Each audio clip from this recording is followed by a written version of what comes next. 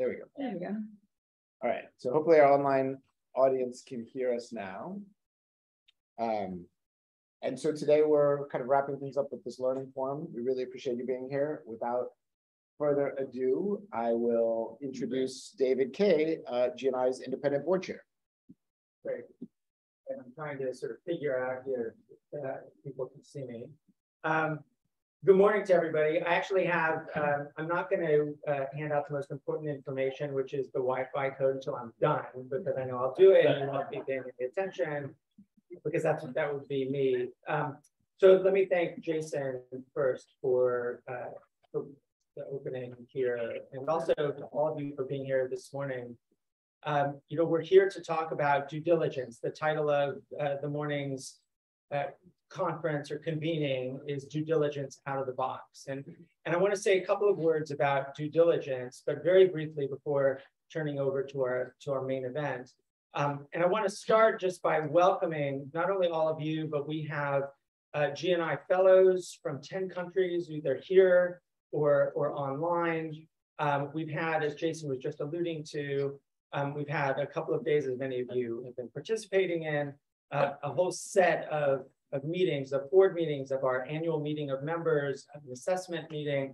And it's really been a rich and substantive couple of days. So to sort of cap it off, or if you're new to the events, to sort of close your week on a very substantive note, I'm just glad that you're all able to be here.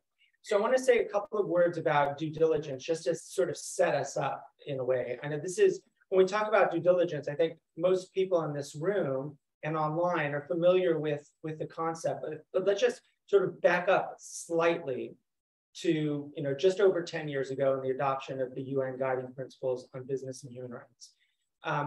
The UNGPs are very clear about due diligence, and they're clear in some very interesting ways that we might not always talk about, right? So on the one hand, there's principles that are like 14, 17. I'm sure there are some of you who can cite the principles, right? Like, you know, naturally, you know, that talk about what is due diligence. You know, what is due diligence in order to identify, prevent, mitigate, deal with human rights impacts. But there's also, if you remember, Principle 4, which talks about the state-business nexus. And so it's not only, the suggestion there is that this isn't only a matter of company responsibility, but it highlights the possibility that on that first pillar, right, the state obligation, the state duty to protect human rights, there may be a requirement of due diligence. And the reason I mention that is because I think what we're seeing around the world right now is states who are, you know, very obviously thinking about the UN Guiding Principles. They are, that's slightly facetious, of course, but they are moving in the direction, as everybody knows, of regulating tech space, and regulating not only in sort of a generic context, although we do see obviously a lot of regulation that's focused on whether it's content or specific commands to companies, but we're also seeing, you know, most obviously in the DSA in Europe, the state move to require some form of risk assessment, due diligence, whatever we want to call it, although not always clear that the risk assessment being considered is a human rights risk assessment.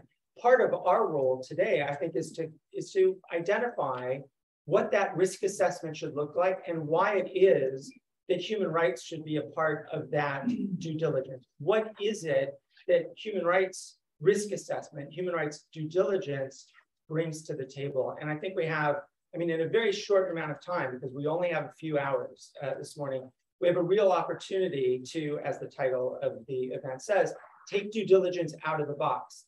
Think about what it means to do due diligence, what the, as you'll see in the different panels, what the ICT sector looks like in terms of where due diligence might be heading and where it should be heading, looking in particular at what states are doing and what companies ought to be doing as well. And obviously opening this up to a range of conversations, because so many of you are involved, not just in thinking about the topic, right, but in actually doing it. I mean, many of you actually do due diligence. So to have so many of you in one room who actually think and do is really pretty remarkable. So, so again, I want to thank everybody. I'm going to turn it over in a moment and introduce our fireside chat.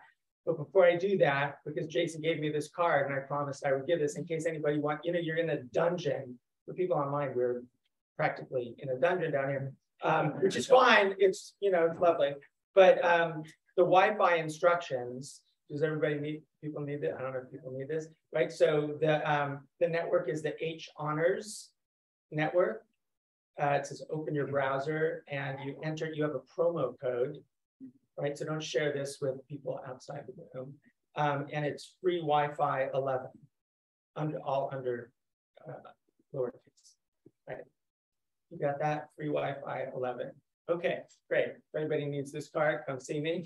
So, so with that, I want to turn it over to the GNI Vice Chair, Agustina Del Campo, and the Inter-American Commission Special Rapporteur on Freedom of Expression, Pedro Vaca.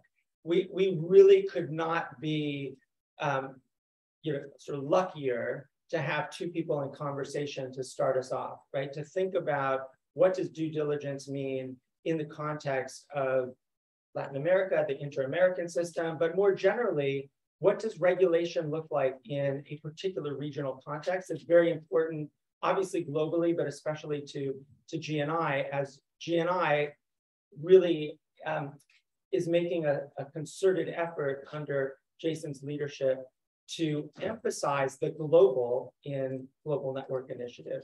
So with that, let me invite Agustina and Pedro up to, there's no fire, which is good. Let's invite you up to join in conversation.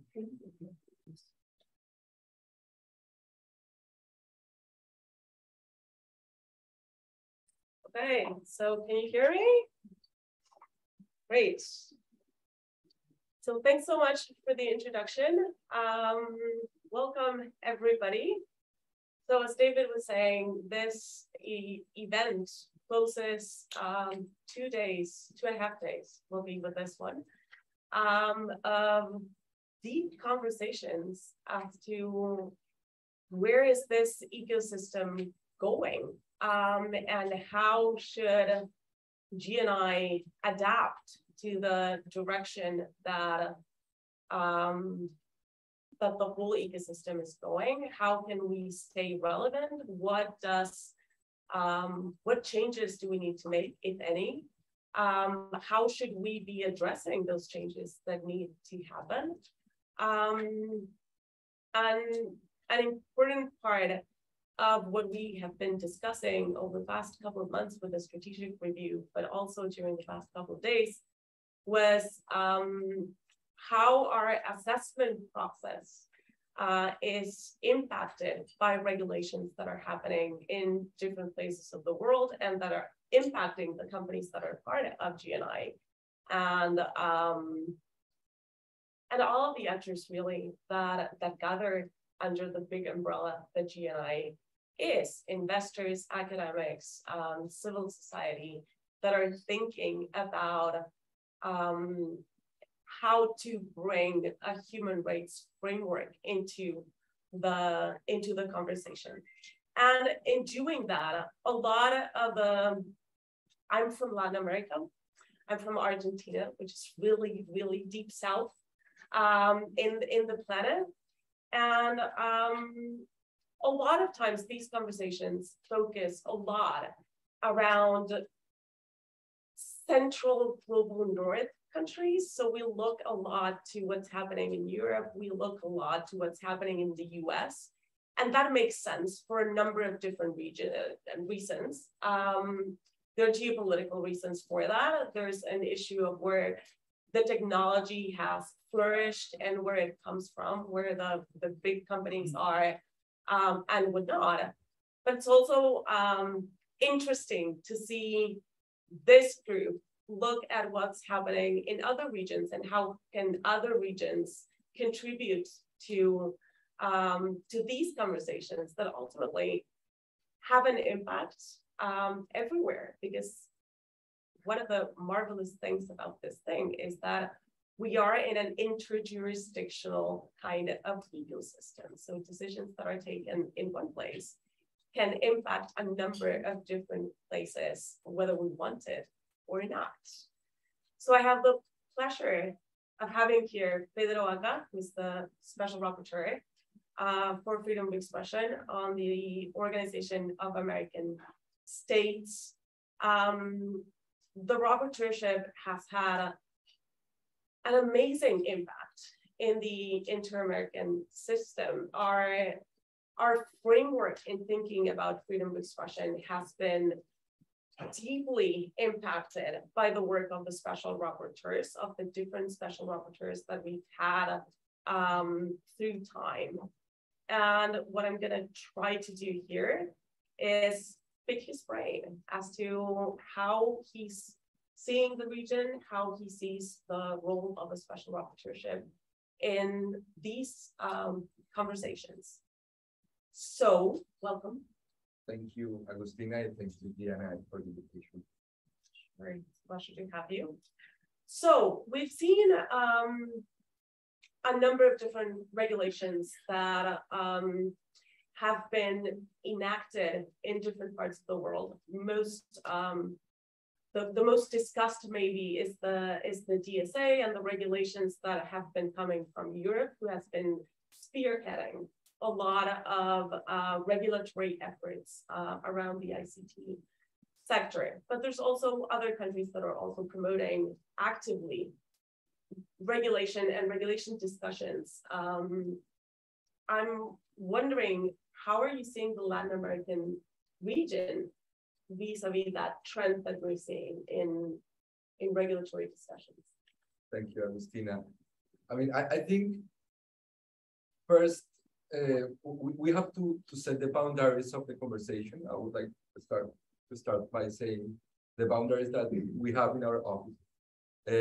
These red lines that we consider we should not cross. And I used to share this as a triangle, the triangle we should not cross.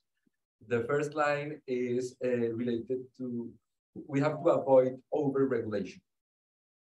This is something we have to keep in mind all the time when we get into this kind of conversations.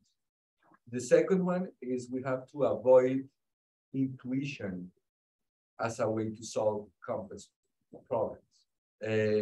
When I say intuition, is this example of a congressman that raised the hand and says, I have a good idea to solve it all.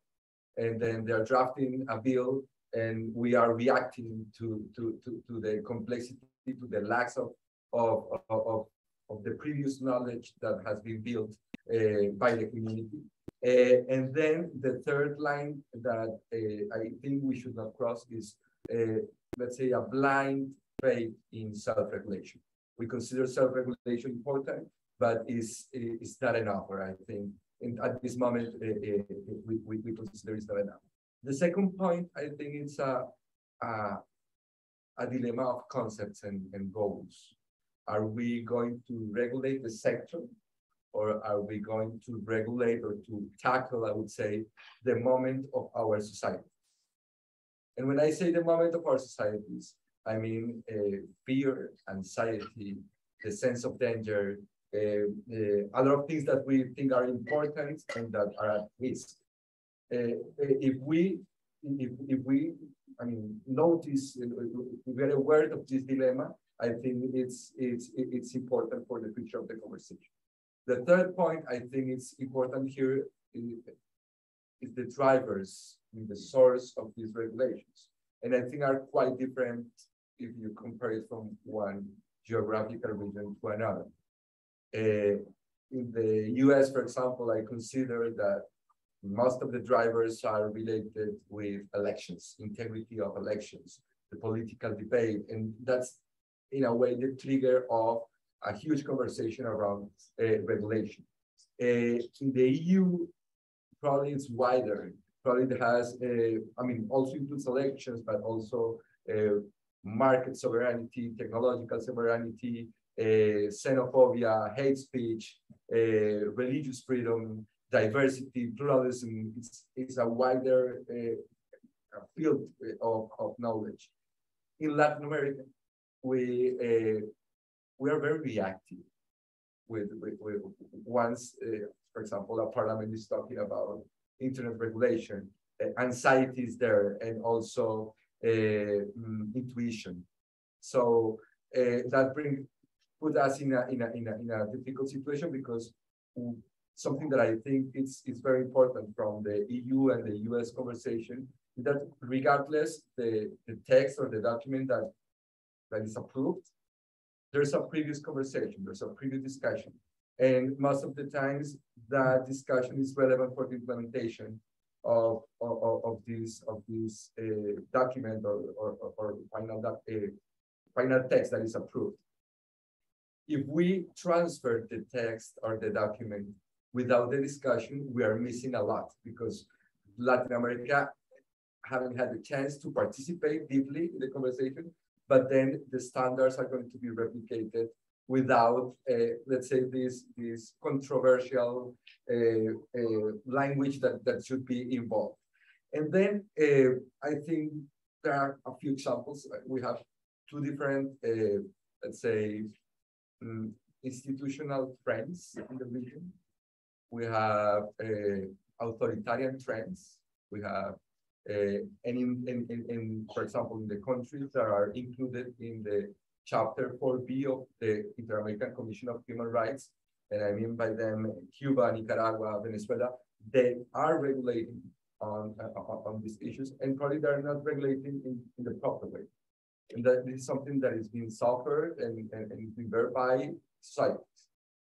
On the other hand, we have a lot of initiatives that deals with the internal polarization. The internal polarization, in a way, puts a lack of complexity, of understanding of the complexity. But in the other hand, the same polarization blocks or used to blocks the approval of the bills. So at the end, most of the bills that are in Latin America are discussed in parliaments, very controversial bills sometimes, but the polarization also blocks the approval. So we have like parliamentary discussions, but not deep parliamentary discussions, but a very polarized discussion. But I think we're going to talk later about that. The judiciary plays a very significant role on these issues in our region. Great. Thank you. How do you see, you were talking just now about how a lot of times in Latin American countries get texts that we have not participated in discussing, and they get imported somehow into our local discussions, into our regional discussions. What do you think has been the impact of this foreign legislations or comparative legislations in our region, if any? Okay. We have a huge difference, and it's that Latin America, we do not have a centralized regulatory body. So the mirror between the EU and the OAS is not possible. I mean, we do not regulate in the way that the EU is doing.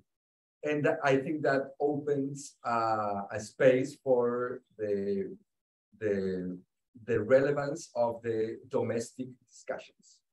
So, I mean, if this community is looking at, let's say, a centralized regulation in Brussels, our duty is to overview 34 countries in their domestic issues. So, and sometimes and also that brings us to another fact, and is the level of human resources available in each country is quite different.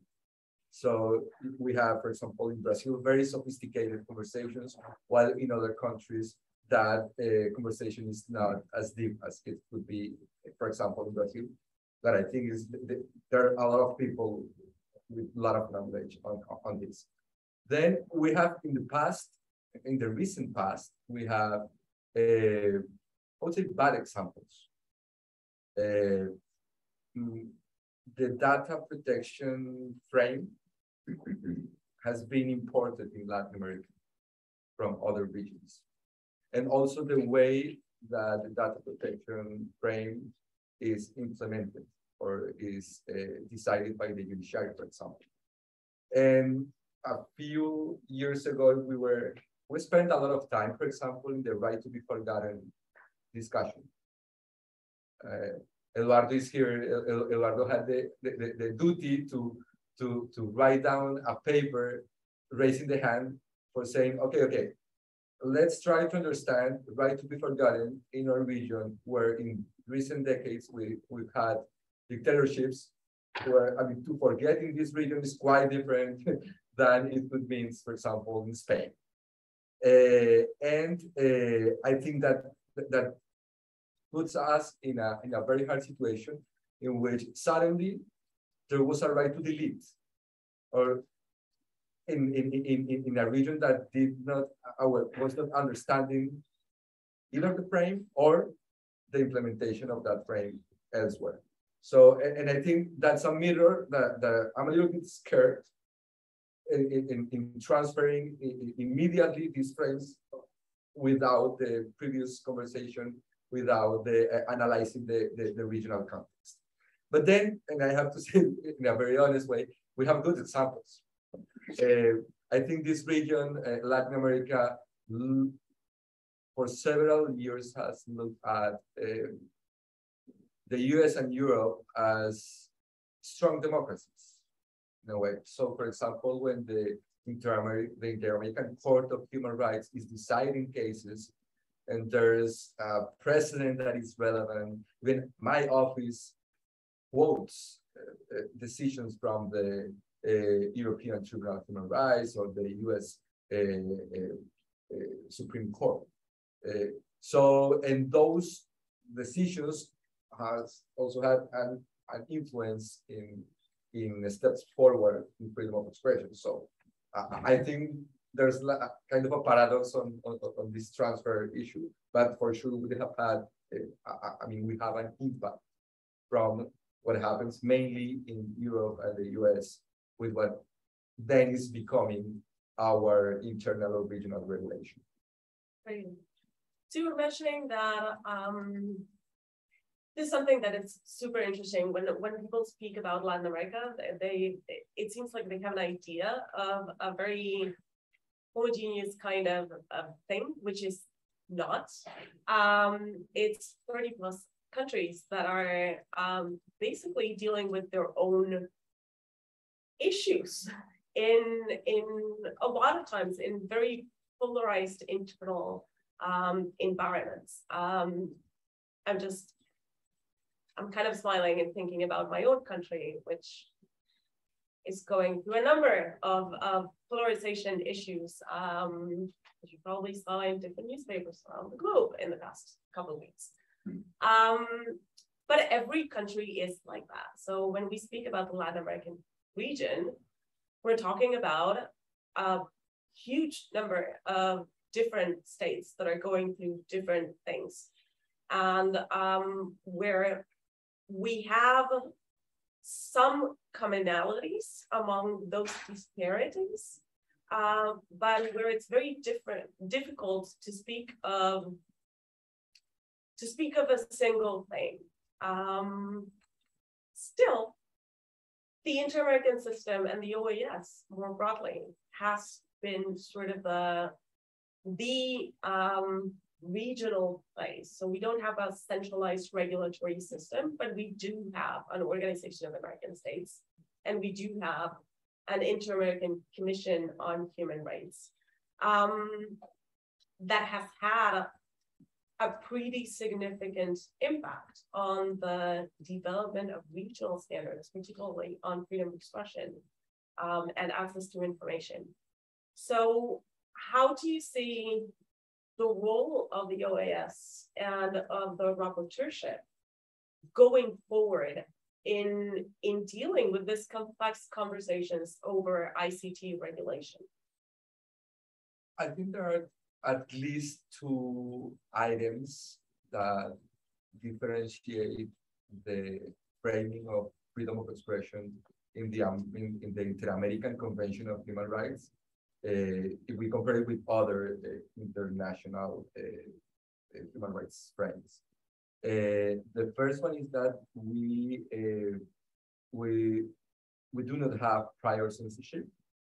And the second one is that we recognize in that convention that indirect censorship is also forbidden. It's a couple of, those are a couple of lines that recognize indirect censorship as something we do not like in our hemisphere. And that states should be aware of that, and as they recognize indirect censorship as something to avoid, they have to take action. And I think that something that probably is not a consensus worldwide, but I think is very clear in the way we frame it here, is that if you regulate ICT sector, you are touching freedom of expression. From my perspective, those concepts are not separated at all. And then, as we do not regulate the expertise of the office, offers a frame of reference. And that frame of reference during the years has become very useful in, for example, high-level court decisions. So there are several reports, thematic reports produced by the Special Rapporteurship on freedom of expression that inspired in a very positive way high court decisions. When I was talking about the right to be forgotten, I don't know if I am modest with this. I am modest as an office. Part of the conversation in the high courts included Inter-American standards for the final decision. So there's a cascade impact in this general frame that is offered by the Inter-American system for the domestic and country conversations. And then something that I really love from the Inter-American system of human rights is that in long time ago, it was in 1985, the Inter-American Court of Human Rights published an advisory opinion on Article 13, which is the article for freedom of expression. And I mean, the controversy was around if the states should get involved in regulation of journalism. I mean, I'm making like a short summary of the discussion. But if you look to this decision, it's the OC 5 from 1985. You have a document, a regional court decision that has some ingredients about philosophy of human rights, theory of politics, the relationship between democracy and human rights, the role of journalism in a democratic society. And this, let's say, this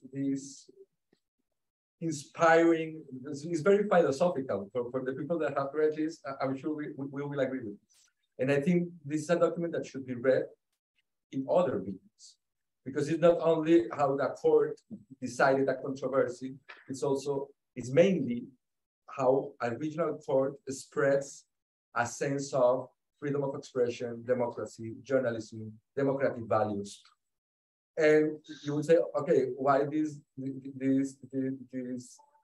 guy is saying, let's be inspired by a decision from 1985.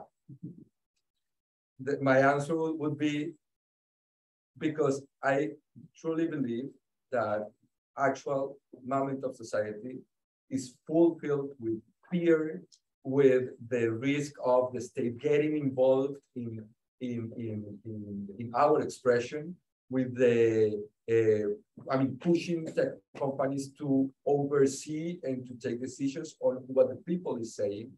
So the same discussion or there's a mirror between that discussion and this discussion. And that's why, for example, when I started my mandate in October 2020, the Inter-American Commission of Human Rights asked me, okay, how do you look at this information? How do you look at fake news? How do you look at this trouble that we all have? And inspired by the OC5 from 1985, I said, we should start a conversation, not only looking at the sector or at the big players of the sector. By the way, we are looking at them, no? But also bringing simultaneously other factors to the table. I'm going to put an example. If you have political leaders that are walking in the border of hate speech and legal speech, we should not expect peaceful conversations online. We have analogical issues as society that we need to solve. And if we do not solve them, we can develop the best regulation on IT, but that analogical problem of polarization, of damage of the democracy is going to be there. So what we decided is we're going to work simultaneously in 3 different topics. The first one looks at powerful voices in democracy.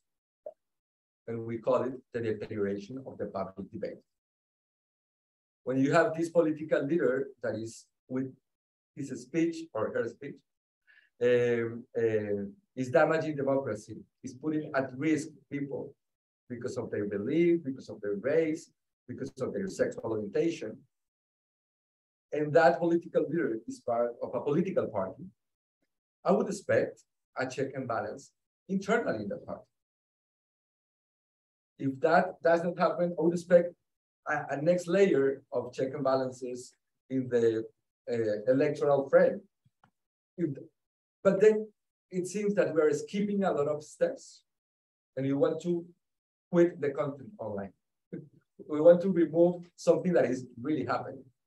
And this deterioration of the public debate, we also are looking at quality of journalism. If we want better conversations, we need to support, we need to encourage, we need to protect journalists and quality journalism.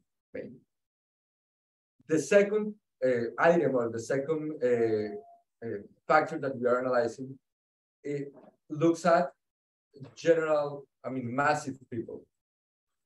And we call it the lack of digital literacy for developing civic skills. It's not how do we do a PowerPoint, it's how do we engage with democratic values as common citizens. This is something that, probably for all of you is not a new topic. Most of the conversations around disinformation at the end, okay, and we have to do something about digital literacy or digital or media literacy. But when we look at what has happened around that, probably we haven't done enough efforts to build up civic skills in our citizenship. The third topic is how do we contribute for making match procedures, economic models, and processes from tech platforms with human rights standards, which is mainly what we are going to discuss this morning. But what I want to leave here and also to invite you to participate on this is we think these 3 topics should be moved simultaneously. Because if we put the focus only in one of these, we are leaving a gap that is going to be really important for the future of democracy. So I will leave that.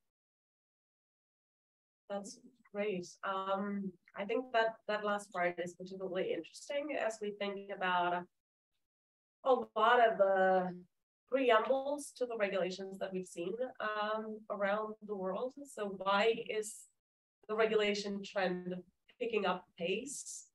What is the thinking behind? What is the justification for ICT regulation? And I think you hit an interesting point there. How there are complex causalities to why the regulation is coming and where that regulation is coming from. So you've opened up an inter-American dialogue that's been happening for a year now. Yeah. So how has that been? You've invited states to different tech companies from different sectors, civil society, academics. How's that going? Okay, I think that, I mean, looking back to the last year when we started, we suggested this framing, there's first of all a huge interest from the Inter-American Commission of Human Rights to get involved in the long term of the debate in that intersection between technology and human rights, not only freedom of expression. Something that I think is very timely is that the Inter-American Commission of Human Rights, that is, I mean, the principal body of human rights at the Organization of American States, that's where I work. They are just going to start their strategic plan, and hopefully is going to have a specific program on human rights in technology. And I think for multilateral bodies, this is very revolutionary, because multilateral bodies, I mean, divide the conversation. So, and to follow each factor that influences our, let's say, free expression online is very hard. I mean, how many multilateral forums do you assist per year, or do you follow per year? Probably you don't have enough time to follow the amount. So to have a program that is going to follow the intersection between human rights and technology, I think it's a good idea, and hopefully it's going to be approved soon. Then we had the Summit of the Americas. It's a meeting that includes the presidents of each country of the Americas. It was in LA. Sure. And one of the topics that were discussed, they frame it as digital transformation. But there was an agreement for member states that say, okay, we have to work on digital literacy, we have to work on content moderation, we have to work on these challenges of disinformation. If we compare this commitment with previous years, I think it's a very important commitment. Next week, I'm going to travel there. It's going to be the OIE's General Assembly. And hopefully one of the things that are going to be discussed are also things. So I think that at the level of political and high level engagement, the dialogue is successful. In the side of, let's say, tech companies or private sector related with internet in the region, I've seen a lot of contributions, availability, a good sense of collaboration, and also I think it's the actor that has more capacity to participate in these kind of conversations. Also, we have a civil society that is has developed a strong expertise on this. But if I may made a comment, it's not in each of the countries that, I mean, there's a lack of presence of civil society with an expertise on this, for example, in the Caribbean. That I think it's something that we're looking. And then I have to say that there's a huge difference between the interest and the commitment of member states at a high level. As I said, in different summits, they've approved and they've discussed things related to this. There's a lack, I would say, of human resources member states.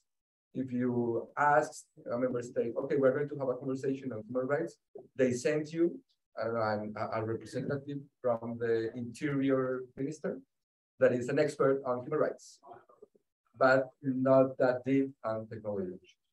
If you ask them, okay, we're going to talk about internet, they send you an IT advisor or expert with a lack of human rights. So I think that something that we are looking, I mean, as one of the lessons learned in this process, in this dialogue, is that we have to build the capacity also in member states.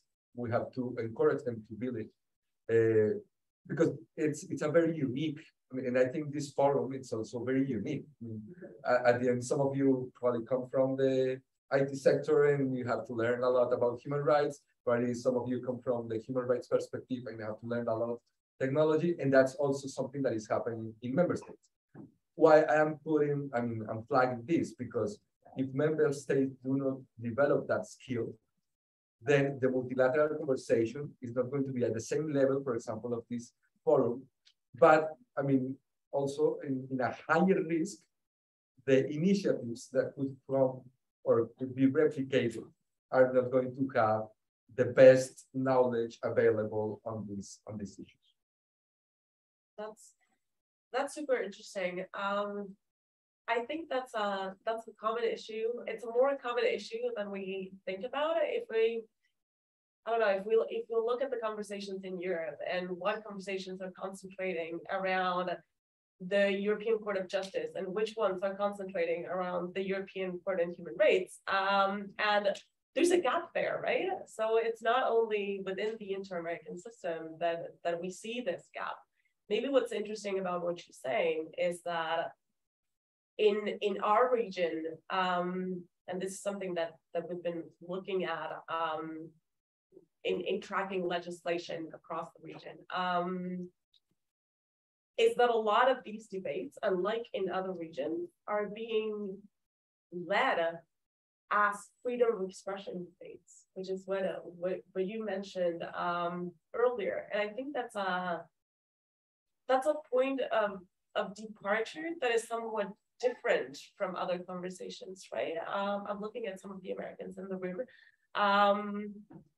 but also the Europeans. A lot of times I hear it from colleagues that in looking at ICT regulation and in looking at mandated transparency, mandated due diligence, risk assessment, and whatnot, a lot of times it's not the experts on freedom of expression or the issues of freedom of expression that take center stage within those discussions. And I hear my colleagues reiterating, remember that ICT regulation is a freedom of expression issue.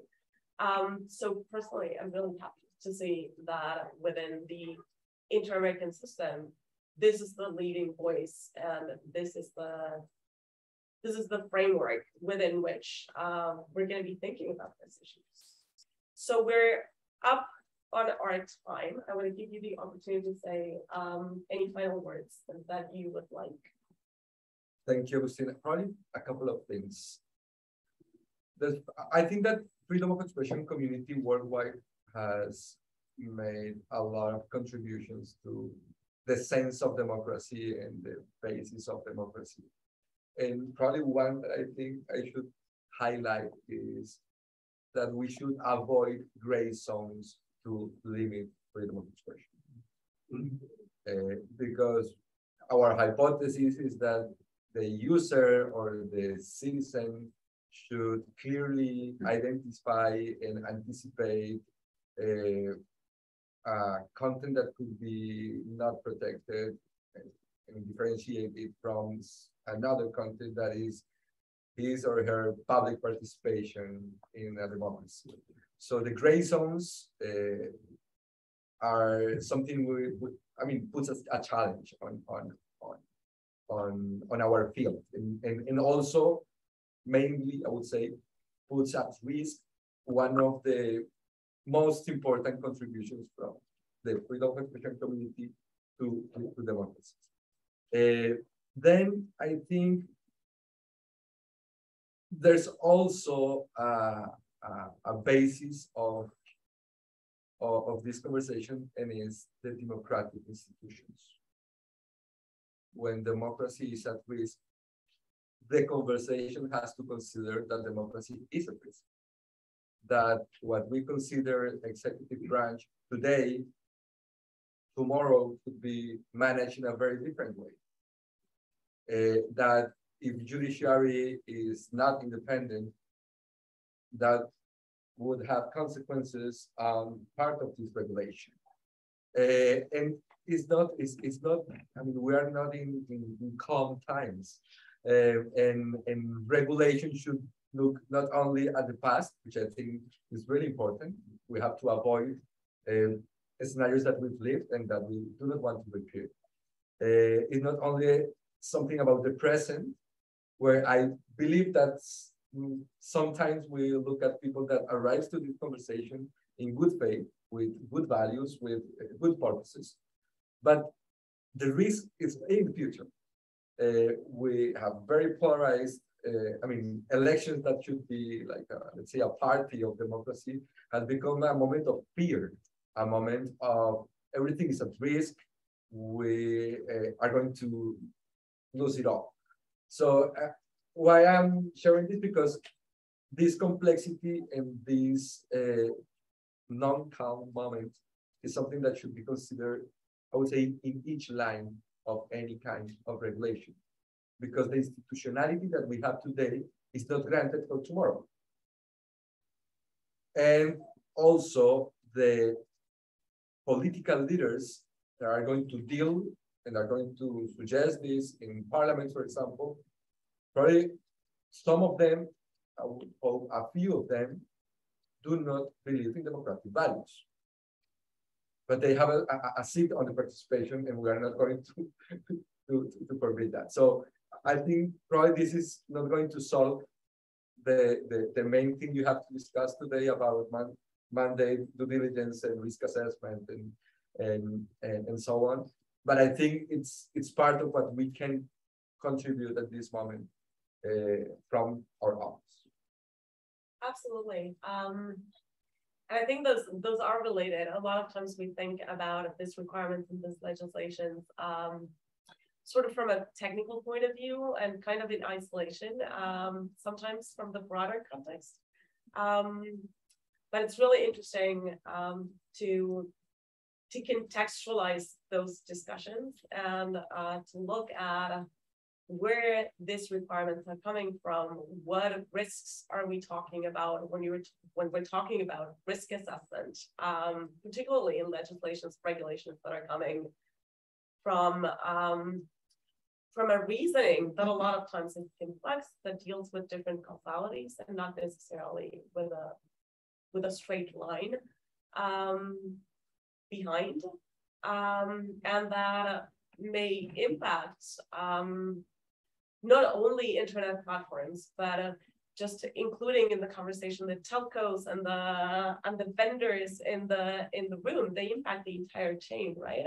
When we think about intermediaries in the broader sense of the word, and how these regulations may impact the entire chain, basically. So I want to thank you very much for your time and for joining us here. And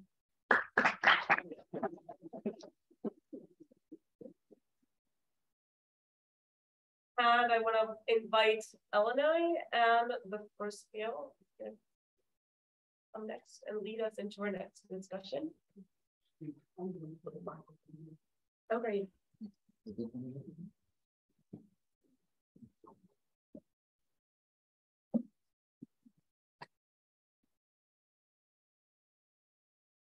Thank you. Okay, we're gonna take 2 minutes instead of the microphone, and then we're also gonna try to put some slides with a virtual presentation, so, or a virtual participant. So bear with us for 1 minute.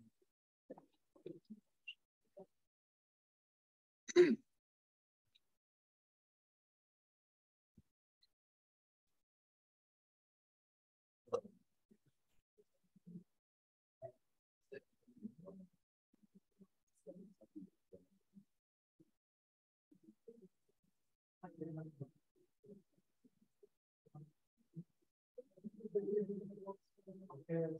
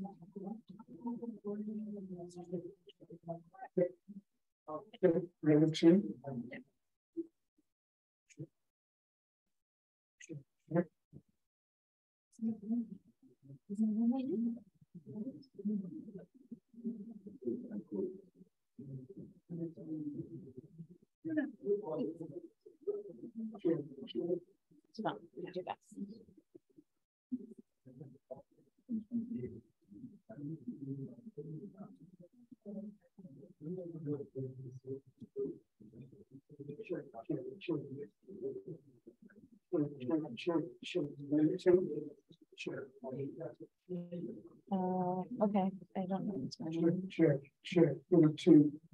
So check, 1, 2. 1, 2. Check, 2.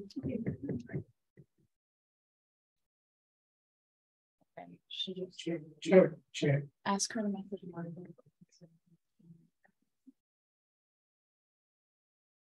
So the thing is, Check. 1, 2, 1, 2. Check.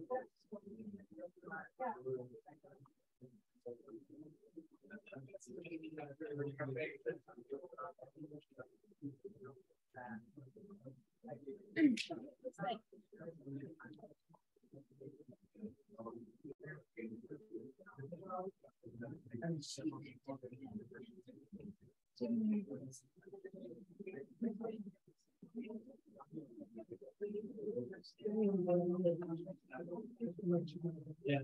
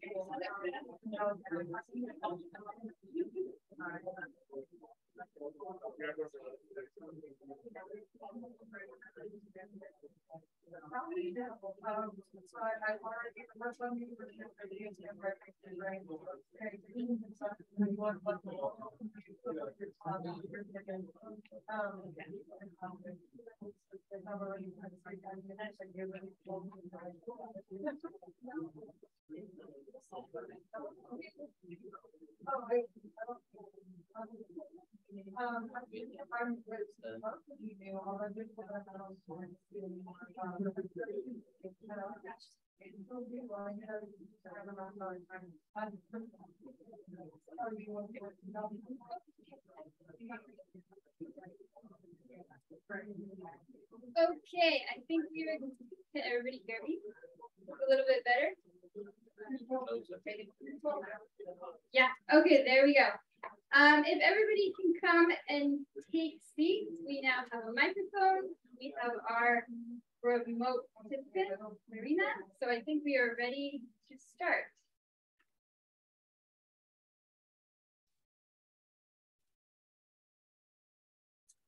So thanks so much, everybody, for joining today for the panel on mapping the ecosystem around human rights due diligence. To begin with, I'll just give a warm welcome to our panelists.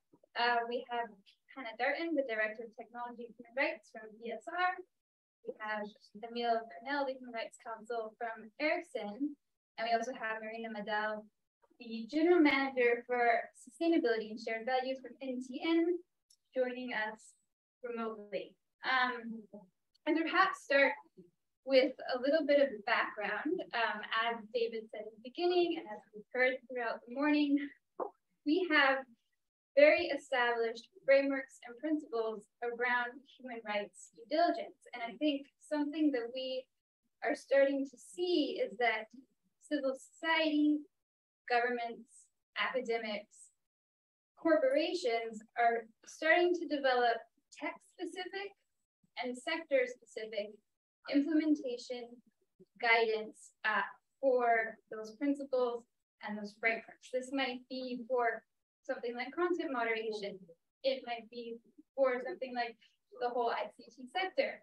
At the same time, we have an expanding ecosystem of companies offering digital services, platforms, and as different services and platforms enter the space, the human rights challenges that they face are both similar and they are both different. And I think it is becoming increasingly clear that we understand those similarities, but we also understand and account for those differences. We hear a lot that solutions need to take into consideration and speak to the full tech stack. And so with this kind of background in mind, G and I started to have internal conversations about what does human rights due diligence mean across the tech ecosystem, and how can we start thinking about this? And so we reached out to BSR and started to work with BSR, set up a human rights due diligence working group within GNI that started to develop a toolkit that would map this ecosystem and human rights due diligence questions as they apply to different sectors, and also think about how this can be implemented. This work fell under a larger umbrella for the Responsible Technology Action Coalition, which is led, or it fits under the Tech for Democracy, which is an initiative by the Danish government. And so with this in mind, the panel today is going to discuss this toolkit and explain it, share it, but also talk about how it can be a tool for companies and other actors when thinking through human rights due diligence questions across the ecosystem. And we shared over email a copy of the toolkit. So if you can access the Wi-Fi and you're interested in taking a look while we're talking, please do that. We hope to publish this next week as well. And so with that, perhaps I'll just start and turn to Hannah to give an overview of the toolkit. What were the driving questions? How are you thinking about the tech ecosystem in the toolkits, etc.? So over to you. Sounds great. Thanks so much, Elena, and thanks everyone for joining us today. As mentioned, my name is Hannah Darnton, and I've been working with the GNI and colleagues at BSR, including Lindsay Anderson, who's here in the room, on developing this toolkit for ecosystem mapping for the past 6 months or 8 months or so now. So really looking forward to gathering your feedback, insights, hearing more about what all of you think. But really, the impetus for undertaking this ecosystem mapping that we're calling it was really a collection of challenging questions that were becoming increasingly prominent when undertaking human rights due diligence in practice. And so a number of the questions that surfaced included what adverse human rights impacts may arise in one part of the tech ecosystem due to a decision made in the other part of the ecosystem. Are there certain actions to address human rights, such as freedom of expression, for example, that are best made in one part of the technology ecosystem, but not another? And also, how can we undertake meaningful engagement with stakeholders while recognizing engagement fatigue that arises from duplicate due diligence efforts by companies conducting or operating independently? And so in short, all of these questions kept surfacing as we continuously were taking on human rights due diligence across the ecosystem. And the key question that really arose that prompted this mapping itself was, what are the appropriate actions for companies at different parts of the technology ecosystem to take on human rights? And how do they work with others to understand the human rights impacts in different parts of the ecosystem and how they're all interconnected? And so that's really what we attempted to do by undertaking this process. And I'd say one part is the outcome, the resource that hopefully you all have in your inbox ready to be read. But the other part is the process itself. So engagement with a really robust group of stakeholders that were thinking about these issues, what the real questions are that need to be unpacked, how we can engage the full value chain in these conversations, and what are the next steps that need to be explored.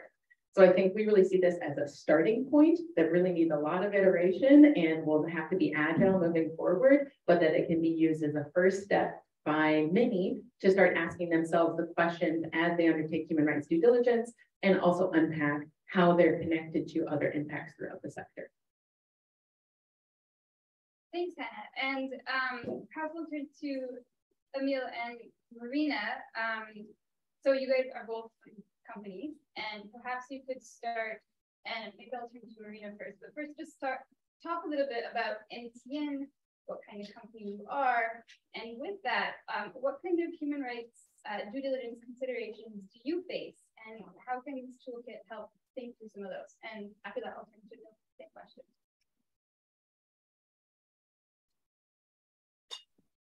Thank you very much.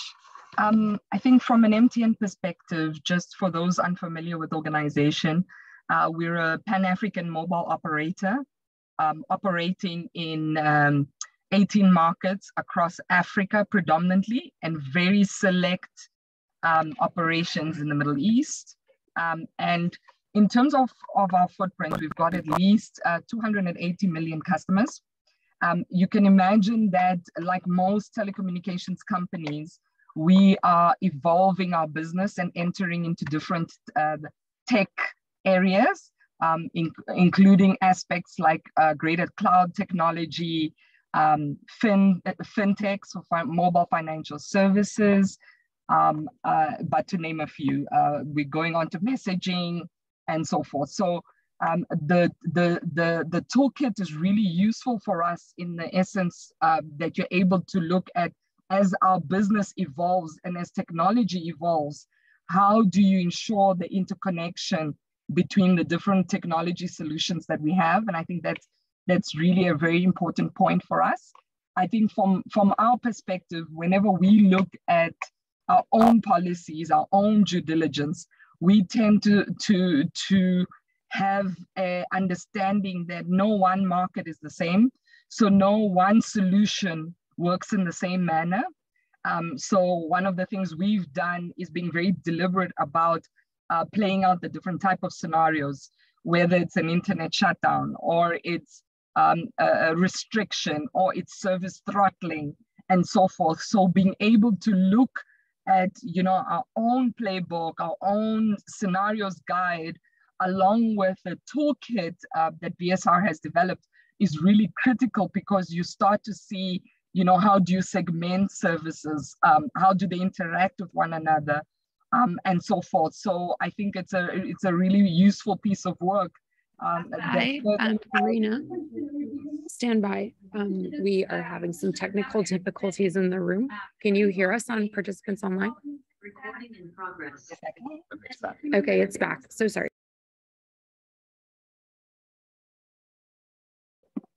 Hi, can you hear me? Yes. Thank you. So just on my closing point, the point I was making was that whilst as a company, we particularly look at, you know, the options, the processes that we follow in every situation, the reality is not the same for every single country we're in. However, it is important to note that the toolkit that has been developed that looks at the technology solution, it caters for the evolving nature of the type of work that we do. Thank you very much.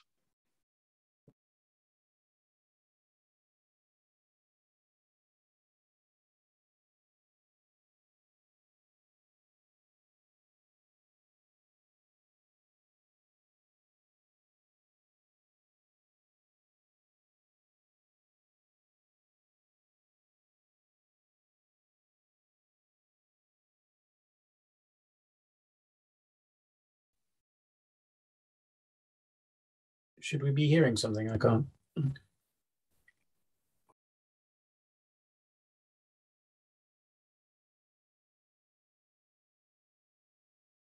All right. Yeah, thank you, Elena, and thank you, Marina, Hannah. Yeah, so as Elena already said, my name is Emil. I'm Business and Rights Counsel at Ericsson. I mean, Ericsson is a network vendor company. So, I mean, what that really means in general is that the vast majority of our customers are the mobile operators. So essentially, we start with the hardware for the networks, but also services related to the functioning of those networks. I mean, of course, that makes us a very kind of a different actor in where we sit in this ecosystem, what that means in for example, the relations. I mean, something we've also been talking about the last days here, the relation that we have to governments, or rather maybe don't have to governments, since we are not the license holders. So we are really different. That doesn't mean that we, you know, actions that we take don't have impacts. It doesn't mean that, you know, while we work with one operator that acts in a certain way, you know, maybe that can give us sort of some shelter for human rights sort of impact sometimes, but in other occasions, maybe not so much. So we also need to think about how the other actors that we interact with sort of impacts the responsibility that we have, and also the actions that we can take. And I mean, so if you think about the actual human rights issues, which was one of the topics, I mean, in general, I think the statement would be that everything that Marina said is true for us. The difference is where do we sit in sort of how those impacts play out. Now, I think maybe another important thing with the toolkit is that as mobile networks develop and move from 4G to 5G and at some point 6G, it will also change the way mobile operators operate, how vendor companies operate. For example, the increasing possibility of private networks to kind of smart factories or whatnot, to having very sort of dedicated networks for critical services, perhaps. That will all then play into both new companies, new actors that we need to relate to, and also our own understanding of sort of the real world impacts, because I think quite often we sit quite far removed, but it also means that we are closer to, for example, standardization bodies. So, you know, how can we think about being kind of aware, perhaps, of a potential impact in a future generation of networks that we can do something with at the standardization level, but maybe it's also about then thinking about how can we get greater leverage to impact how this is then used in the future. So I think that has been a very important thing. I think just to kind of close this part off, I'm sure there's more to discuss there, but I think in terms of how the toolkit can help, I think in various ways. One, in order to prepare ourselves for thinking about other industries that we will have to relate to somehow, but it can also help us in taking sort of our own responsibility by knowing what we expect from other actors. Because I think one thing is to say, as we expect all the other actors that we interact with to conduct human rights due diligence. But what does that mean for that particular actor in relation to a particular impact? I think that's sort of an important aspect. And the better knowledge we can have about what should be expected, a better conversation we can have, the more leverage we can perhaps use. And also, I think it's even a capacity building aspect there that we can sort of maybe share what we think should be done sometimes. Thanks, Milan. I think that was really an intention with the toolkit, that it can help to foster those discussions. I don't think there's a silver bullet when you look at, you know, human rights due diligence and what's the best practice. There's a lot of trade-offs. It's very complex, and these discussions are really critical to have. And I think the toolkit tries to call out questions that need to be discussed. And actually, as we're just kind of on this topic of like what kind of companies and the tech ecosystem, Hannah, could you just maybe walk us through a little bit about how the toolkit thinks about the tech stack and the tech ecosystem? Yeah, I'd be happy to. And Idan, it actually might be helpful if we pull up. I think the best way to tackle that question is actually to share the structure of the mapping itself. And so what we really did was we started off by thinking through the different segments of the technology ecosystem. And so when we're thinking about those segments, we identified kind of 5 main areas, which hopefully you will see momentarily up here. Yeah. So basically we started off with the internet stack. So thinking through actors such as apps, cloud service providers, last mile ISPs, CDNs, hosting companies, et cetera, really thinking of that full internet stack and who the players are. Then we try to think about, okay, great, who are the enabling software players? What are the different categories of actors within that segment that need to be unpacked? Who are the enabling hardware providers or the actors within that specific segment? And then we also added on associated technologies. So thinking through what technologies are out there that are really cross-cutting across the sector. So Emil mentioned 5G, but we also have blockchain, encryption, Web3, AI, ML up there. And then finally, we have a segment here in blue on connected sectors. So also, as Emil was mentioning, thinking through who are those other industries that you might be connecting into either now or in the future. So everything from online retail and commerce to connected industries like auto, finance, health, et cetera. So this is where we started. We started by creating these groupings and considering which actors fell into which categories. We then moved on to the next slide, which looks at not just who those actors are, but how they're related to different external stakeholder groups. So you see these little dotted lines. So we think through government regulators, standard setting organizations, intergovernmental organizations, media, investors, as well as civil society organizations, academics, and users and non-user rights holders. And so we're really trying to conceptualize not just who the key players are, but all the ways in which they're connected through to other actors that might interplay or interrelate into the broader tech ecosystem. So this was our starting point. And then we tried to go deep. We asked questions on the key human rights due diligence issues for each of these actors and what questions they should be asking themselves as they started conducting human rights due diligence. And this is where the rubber really hit the road of trying to figure out exactly where different questions should be asked throughout the ecosystem and how they relate to one another. And to Emil's earlier point, one of the key prompts here was thinking through not just what questions does each individual company need to ask of itself, but what can it ask of its business relationships, its partners, the other entities in its value chain. And so that's one of the main rationale for putting these out here in such distinct groupings is not just thinking through your own human rights due diligence, but also how you can start to ask questions from others considering these topics across the field. And so if we jump to slide 56, and apologies, I'm a visual person, which is why we really wanted to show this here, but I think it can help really showcase what this looks like. And so each of these slides, it's a long deck, I'll warn you, it's about 120 slides, but each of them unpacks what I just mentioned. So those key human rights due diligence questions, then the strategic human rights issues, that's a starting point for each entity. But then what we do is we start to provide a little bit of a teaser on how they're connected to the other segments. So down here in these color-coded areas in the bottom, you see, great, if we're considering enabling software and enterprise software providers within that category, how do they relate to associated technologies?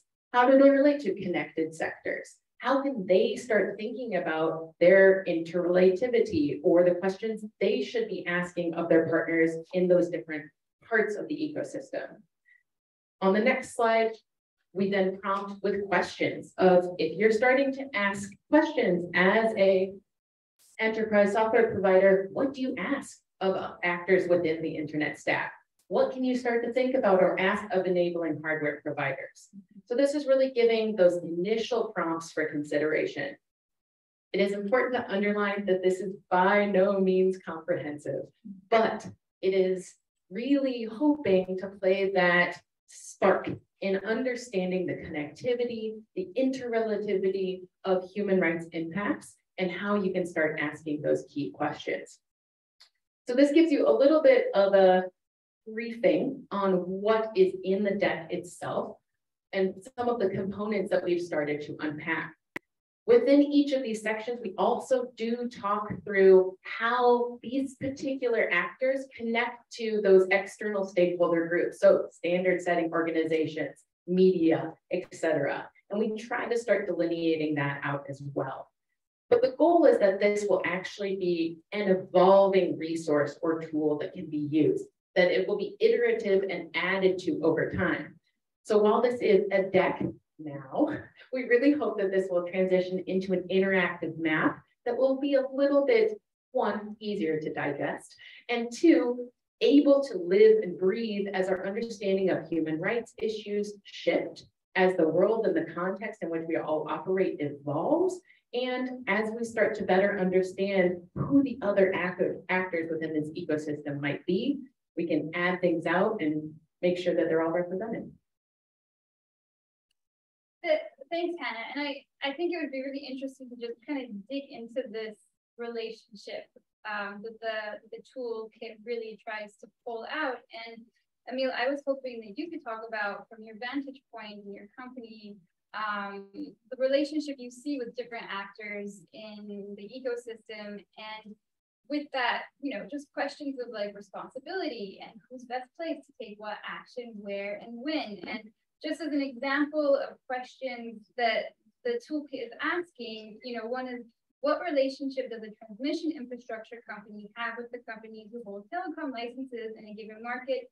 Who is accountable for human rights due diligence in those relationships? So it goes really in detail to try to understand relationships, questions of responsibility, how that's divided out, etc. So I mean, if you could just talk a little bit about, you know, this relationship question from your vantage point, that would be wonderful. Yeah, of course. I mean, when I thought about this in advance, I think it's just important to stress that while this toolkit may seem very convenient in a way for you as any actor in the ecosystem, because you can point to all the others and say that, you know, kind of it's their responsibility, but I think it's important to stress that I think that's not the way it should be seen. I think it should just be seen that we all have responsibilities. We all need to recognize that. And we need to kind of play our part in order to address human rights impact. So when you know, to that question, you know, it is natural that if, you know, a license holder, mobile operator, you know, we're here with GNI, you know, we'll have most of the ongoing interactions with the government in sort of, you know, we'll receive the governmental requests, etc. But I think it's just important to then point to yes. So in that sense, you know, they would be the most exposed actors to those kinds of interaction. And naturally, there comes a responsibility with that. But I think it's just important with this toolkit to kind of recognize, you know, what is it that we can do as well in sort of avoiding those scenarios, making sure that, you know, whoever the business partner is best prepared. I think it's important here, you know, speaking on a GNI event, it's also kind of how can we perhaps be more proactive in talking about the GNI principles, for example, in all of our interactions, to make sure that, you know, whoever is sort of in that interaction with the governmental request has at least can make the most informed decision, you know. So I think that's, you know, and I think maybe the way I see it, the biggest benefit to us as Ericsson with this toolkit is perhaps not so much the direct relation with the operators, because I think that's where the most sophistication already exists. That's where kind of we have quite clear ideas of how, you know, we're not perfect by any means, but we have quite clear ideas of how things should function, in part because of GNI. But I think it's sort of, as I think as Marina said, as business evolves, you know, as business evolves, maybe operators will also do new kinds of business. And then it's also, you know, part of us to understand what are those new, you know, new business that they are doing, and how might that change sort of the risk profile? What does that mean for measures we can take? So I'm not sure if that kind of goes to the heart of the matter of your question, but I think that's at least how I think about that relationship. That it's not about avoiding your own responsibility, is rather preparing you to take that, but that might be in your interaction with another party that you hope will take greater responsibility, and you can support that through using leverage, capacity building, or just plain conversation. And I think that's really what the toolkit is aiming towards in terms of just an ecosystem approach to human rights due diligence, rather than having isolated initiatives, but essentially everyone is working together towards the common goal of protecting human rights and doing human rights due diligence in their processes and practices. And Marina, perhaps I will turn to you. In the beginning, I talked a little bit about how you know, decisions around human rights due diligence and how to protect human rights in different situations are not black and white, and there's often a lot of trade-offs involved, and, you know, very complex discussions and situations, and I was hoping that you could talk a little bit about some of the trade-offs that you've seen in your company, MTN, has faced with respect to human rights and human rights due diligence. Thank you. So obviously, I think we operate in very unique markets where majority of the time, a lot of communities and the people on the ground are very dependent on technology to be able to connect, especially either through situations where they're in conflict areas, political situations may have arisen and so forth. So definitely we've seen a lot of trade-offs. A lot of it can be very complex in nature in terms of trying to say, okay, are lives at risk? And that's often a question we ask ourselves probably right at the beginning, and to say, okay, well, if lives at risk, what kind of decisions do you make, and how do you think and approach it differently? So I think the trade-offs tend to be, how do you maintain your license to operate? Are your people at risk? Are your facilities at risk? And so forth. So you end up having to carefully consider what are your options, what scenarios do you have, what are the potential consequences before you make any sort of decision. And I think that's something that we've seen play out in different countries to different extents.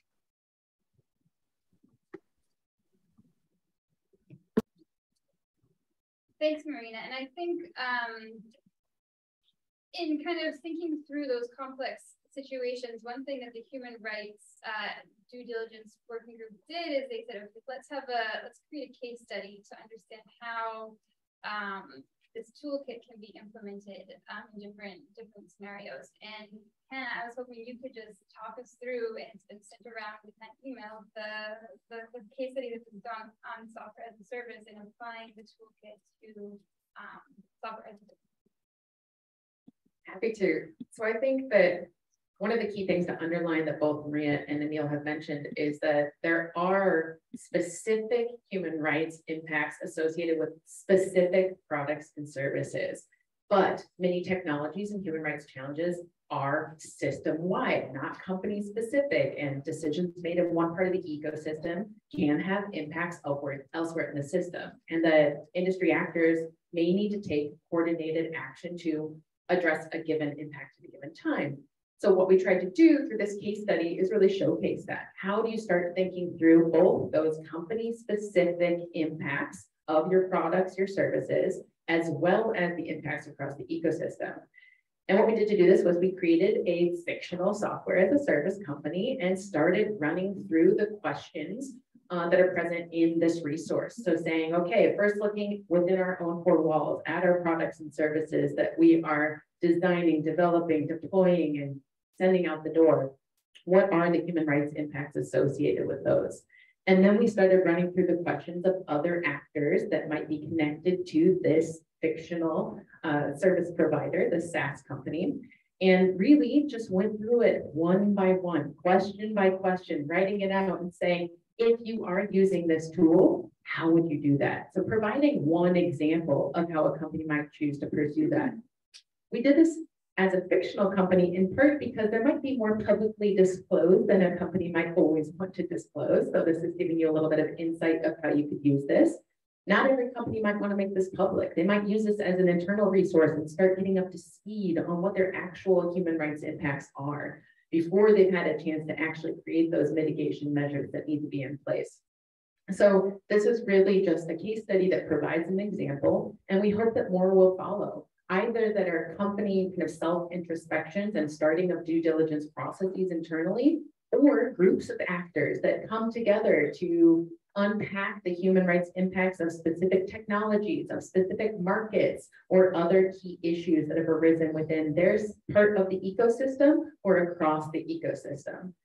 I think it's important to think through how this could be used in a myriad of ways. It doesn't just have to be a single company utilizing it. It can be actors banding together to think through things as a collective, and also helping, as Emil was mentioning, to bring on partners to say, these are the issues we're thinking about. what are you thinking about? How can we help enter that dialogue together and explore these issues to build capacity on both sides? And so this case study tries to exemplify a little bit of the first way that this could take shape, but there are many others. Thanks, Hannah. And I would just say that the working group is open to thinking about case studies. So if anybody has ideas for case studies, talk to someone at G9, talk to Hannah, to Neil. But as we think about, the implementation of the toolkit, we talked a lot about how it can be used by companies and relates to companies, but there were multiple audiences for the toolkit. And Emil, you've worn a number of hats, both private sector and civil society. So I was hoping that you could talk about, and you were in the working group, but so you could talk a little bit about the intended audiences of the toolkit and how it can be used by different stakeholders. Thank you, Elena. Yeah, I guess, just to clarify, right now I have just the one hat, but when this project started, I did work for the Danish Institute of Human Rights, so the Danish National Human Rights Institution, just to clarify that. And I think, on the audiences, one thing that struck me with the special rapporteurs for the fireside chat before, I think one immensely important one is definitely the regulators. He was talking about that sometimes, we should avoid intuition, or if that was the word he used, and sort of these very regulations that we are seeing that are coming at sort of warp speed, and perhaps have not fully considered how that, first really how the ecosystem really works, but also maybe sort of collateral damage of a regulation in terms of sort of understanding the many different actors that are actually involved. So I think that's one really important audience. I think another important audience, one we have mentioned when it comes to actually your business partners, whoever they might be. I think, you can use this as a sort of external reference for those discussions, as Hannah just said. And then I think also, probably many in this room are not so aware of what Ericsson does, maybe, or how we function, or what our, human rights, sort of salient human rights issues may be. So for civil society who engages in this space, we know that there's a lot of focus on, for example, the platforms, but sort of what about the other companies? How does that interact? So I think also for kind of civil society to engage in maybe, okay, if you work on right to privacy, maybe you can actually work on right to privacy in more forums than you have done in the past, because you see that there are other actors that maybe have not gotten the attention that they should have. So I think that's another sort of important piece that this can bring to the table. So I guess with my previous hat, you always try to think about target audiences, and normally you end up with basically think the target audience is everyone, which you're always told by your communications team that that's definitely the wrong approach. But I think in this case, I think you would need to tailor how that's communicated, maybe to different actors. But I think I see such a vast utility of just broadening the sort of conversation to other actors that maybe are not receiving the attention that they should. Thanks, Emil. And so as Hannah said in the beginning, the beginning of kind of a broader discussion about this. And so we've actually left a lot of time for questions and answers to try to have this discussion. But first, I wanted to just give a minute for each panelist to give some closing remarks. And while you do that, perhaps you could also talk about the next steps. But I will actually first turn to Marina for last thoughts.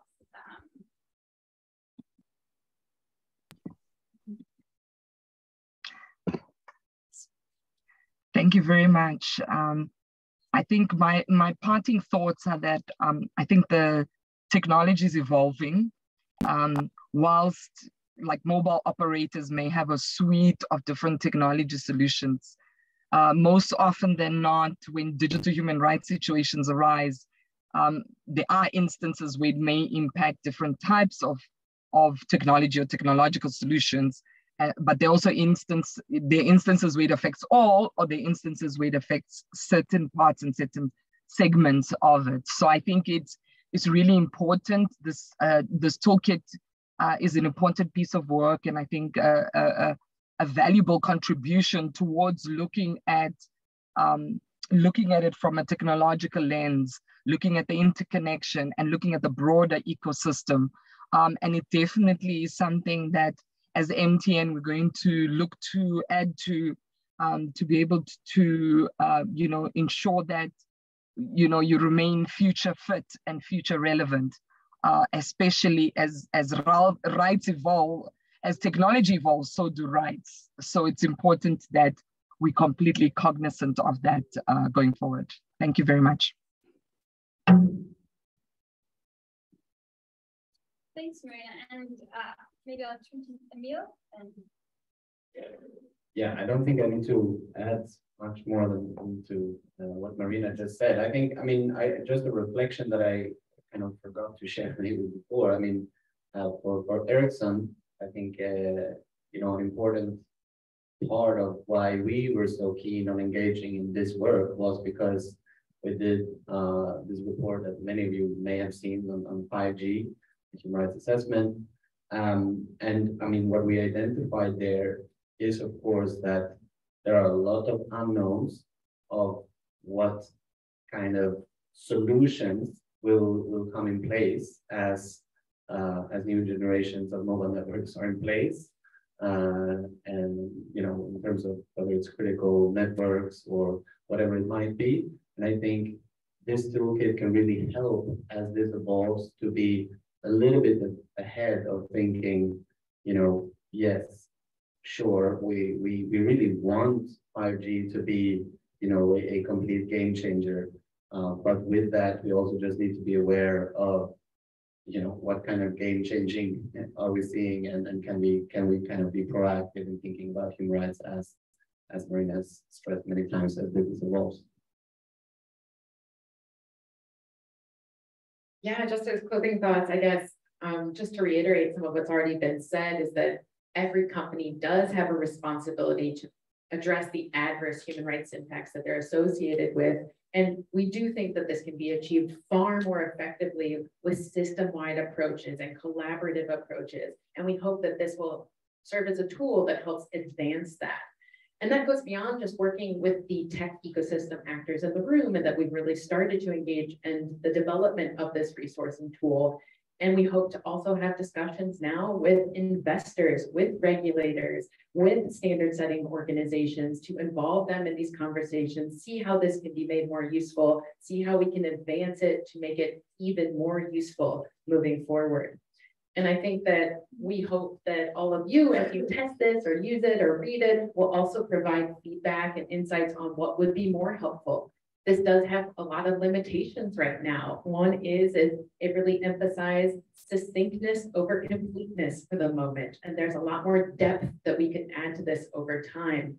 And I think there's also a lot more to unpack in each of these categories. Even 2 days ago, Lindsay and I were on a great call about CDNs and hosting companies, where we realized, these are lumped together in many people's considerations and thoughts. But when you're thinking through the due diligence questions that need to be asked of each of those actors, they're very different. So we separated them within the map and created new kind of resources for each of those categories. And that's just one of many examples. So I think the ways in which this could evolve are many, and we really look to you all to help us be able to do that and realize where we can expand our thinking, where we need to go deeper, and how we can make this more useful.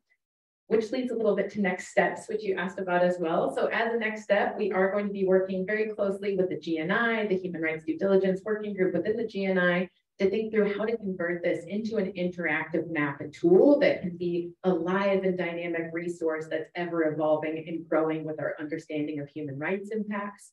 And then we will also be engaging, hopefully, all of you and the wider system of actors to provide feedback, insights, and just learnings, developing case studies, but also just helping to grow this resource as it stands currently to make it ever more useful in your day-to-day roles and in engaging others throughout the system.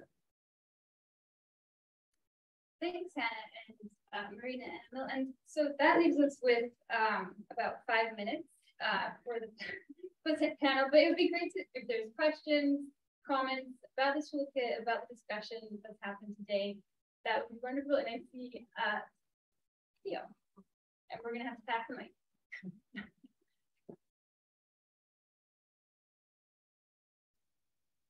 Thank you. Thank you to everyone on the panel, Theo Jekyll, also from Ericsson.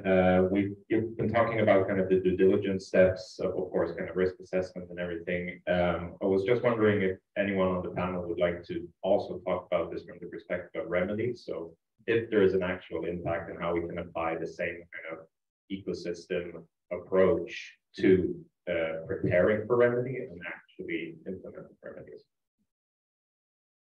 I'm guessing that's not to me.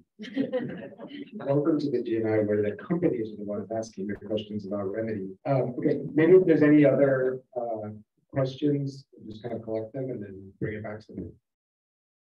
Hi everybody, Tom Barraclough here from the Action Coalition on Meaningful Transparency. I've had some really good discussions with people during the week about thinking about transparency and anything that's broader than just content moderation by social media platforms. I'd be really interested to hear any thoughts you have on the transparency components of each layer in that tech stack and whether we need to go in that direction. Great question, Eve.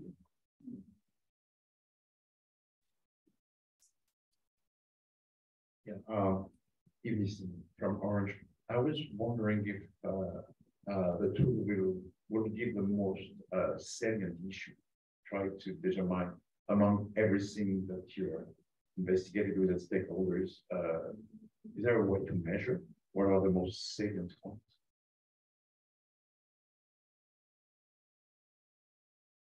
Hi, I'm Gia from the State Department in the Office of Internet Freedom, Business and Human Rights. I'm wondering how the toolkit and those involved in making this grappled with tech companies doing human rights due diligence in cases where their technology is dual use. Or where they either cannot or claim they cannot, see or influence what their customers are doing with their technologies. Thanks. Hi, Joel Taubman from GW Law's Civil and Human Rights Clinic. My question is similar, but how does this take into account the difference between those contextual actors, when you have contextual actors that are very concerned with these values, maybe democratic actors, and actors that might be in active conflict, or actors that are working against some of these values. All right, great. So remedy, salience, dual use, conflict, transparency. Lots of questions for you guys to chew on in 3 minutes. Hannah, can I start with you? Rapid fire. So I think first, Theo, completely agree. Collaborative approach to remedy is definitely needed. This is something, for those of you less familiar with BSR, we have about 300 member companies that we work with, and this is a big question that's been coming up, is how can we actually create collaborative remedy mechanisms in specifically the tech sector. And so I think we don't have an answer there yet, but we're hoping that this can be a starting point for collaborative due diligence that also leads to collaborative responses and appropriate actions that can be taken to address the identified impacts. So I'd say that is a next step, and we'd love to continue exploring that. On transparency in the tech stack, I think that was Tom that asked that question. Tom, yes, this resource does bring that up to a certain extent. And what we talk a lot about is how companies are taking action to ensure that they are being transparent in the due diligence processes that they put in place. And I think the UNGP language on this is that you should put enough out as a company that your due diligence efforts can be adequately assessed by external stakeholders. And right now, that's not happening. We're not seeing enough of company efforts so that we can adequately understand how they are assessing their own impacts on human rights and how they're responding to them. So I think that this prompts a lot of those questions, but it doesn't have all the answers. And so that's also another good foray that we could take in the future And I think that it's important to know for companies that that doesn't mean sharing all your secrets. Like that doesn't, if you undertake a human rights impact assessment, you don't always have to share the whole thing, but sharing what the process was, some of those insights, findings, your responses can be so helpful for others understanding, you know, what you've actually been taking in terms of action. Next up was the what happens when due diligence, when companies can't see what's actually happening or how their tools are being used, and a little bit about dual use technologies. So this tool does get at that. We talked a lot about what actions can be taken to prevent misuse and abuse. And I think that even when tools are used as intended, they can still have adverse human rights impacts. And so starting to paint a picture of all the different ways in which you can avoid, prevent, and mitigate adverse human rights impacts are reflected in this tool. But we haven't yet gone deep on a whole host of appropriate actions to be taken. And I think that that would be a really helpful next step, but often are very specific to the context of the company, the products and services that they provide. So as you see here in this resource, we mainly ask questions, or we provide questions to be asked rather than providing the answers. Because the answers, if you try to enumerate what all of them are and the specific actions taken, they're too brittle or context specific, and they may not cover all the things that need to be addressed. So that's most of it. And then actors in conflict was the last one. That is reflected. We talk about market entry, operating in conflict zones, and market exit, and the different human rights impacts that might come in each of those three categories. They are all highly specific to the context, the conflict, the company, etc. But those are some initial questions that are begin to be explored here. Thanks, Hannah. Marina, did you want to jump in on any of those questions? Yeah, sure. I wanted to talk a little bit about just on remedies and transparency, and then the misuse. I think on remedies, it's actually one that's been very interesting for us.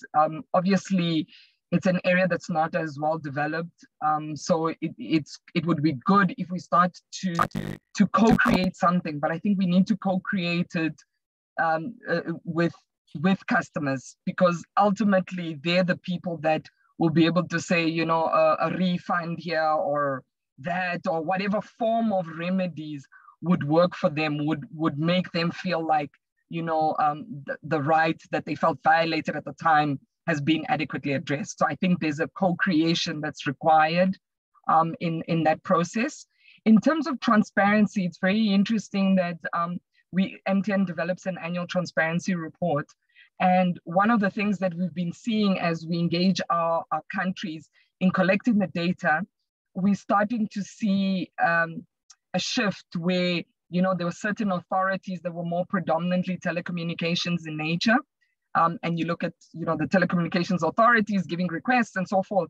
But we also started seeing like the financial sector coming in, especially as you're adopting other types of like mobile financial services and so forth. The nature of stakeholders, authorities, and requests is evolving. So we've been starting to ask ourselves the question of saying, should we start in our transparency report, starting to segment per technology type or platform business? And that's a question that we're asking ourselves so that we drive greater transparency and show the uniqueness of the different use of technology. And then in terms of the misuse and abuse, I think there's an element, and I'm always a fundamental believer of what sits within what you can control and what can't you control. And a lot of the time, the misuse and abuse is very difficult to control. And I think that's the reason that we need to drive and educate and be very deliberate about educating consumers, users, and so forth on responsible use of technology. And I think that has to go hand in hand with one another, because there's only so much that you can do. Thank you very much.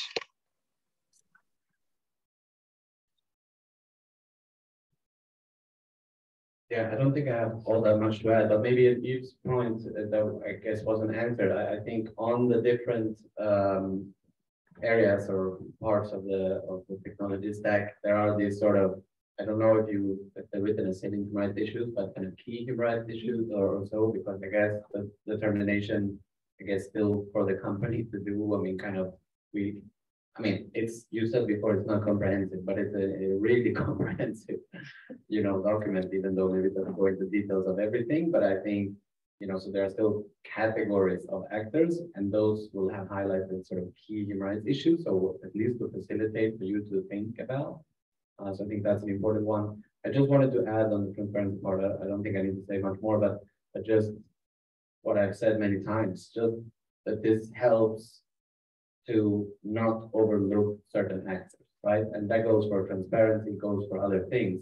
And just by sort of anyone who maybe works then on transparency can, this is not the silver bullet, but you can look at this to think about, okay, if these are questions that this actor ideally should ask, what should ideally be transparent? So I think it sort of helps in that way. I have one more thing. So just two thoughts there. One is to Marina's comment on Remedy. I think you mentioned, Marina, co-creation with customers on Remedy. And I do think this is really important approach to Remedy, is involving impacted parties, involving customers and users. But one of the key groups that we also put in this resource was non-users. And this is what we've seen specifically in a tech stack be really relevant, is companies are often thinking about, okay, what are the adverse impacts on the users or the customers we're working with, but not on those people they never engage with, the non-users, the community members, the populations that are outside of the use of the technology specifically that are impacted, but don't even know that this technology is what was the cause of the impact or what was associated with the impact. And I think we really need to engage non-users, communities, and other populations in the conversations around Remedy as well. And then just one other thought is that as we go into salient human rights issues, especially in the tech stack, another resource we've developed this year was with about 7 software as a service companies. And they came to us and said, we understand that we all have a responsibility to undertake due diligence and that we have these impacts, but we'd like to unpack that further. So we actually undertook a sector-wide human rights impact assessment of the software as a service sector and produced about a 50-page report that breaks down individual company impacts as well as collective and cumulative impacts. So not just thinking about what are the impacts associated with a single company, but what are the impacts associated with groups of companies and what are their impacts on the system as a whole. And I think that's one way that we took this. We have a resource that gives you the basic questions. We dove deeper to identify those salient human rights issues using the methodology of the UNGPs and went deep. And that's just an example of how this could be used as a starting point, but then we can go deeper in a lot of different areas. Thanks, Hannah. And so we are 7 minutes over time. I think not too bad. But I just wanted to give a really big thank you to the panelists, especially Marina, for joining us remotely and putting up with tech issues. And thanks so much. This is a conversation we really look forward to continuing as we go forward with Toolkit.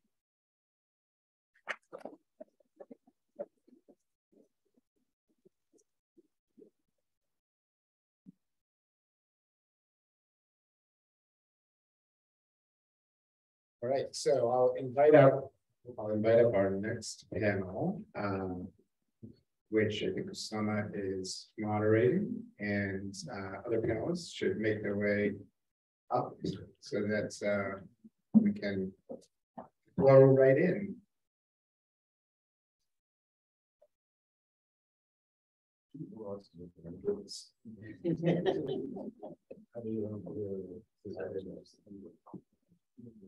Just remember to be this close so that it takes all the possible. Yeah.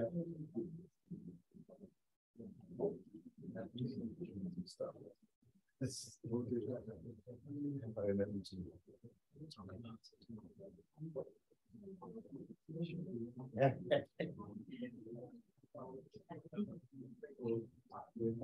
Thank you. And I think just the last conversation was so broad and helpful. And I think there's a lot of references that, our panel can really pick up from where it ended.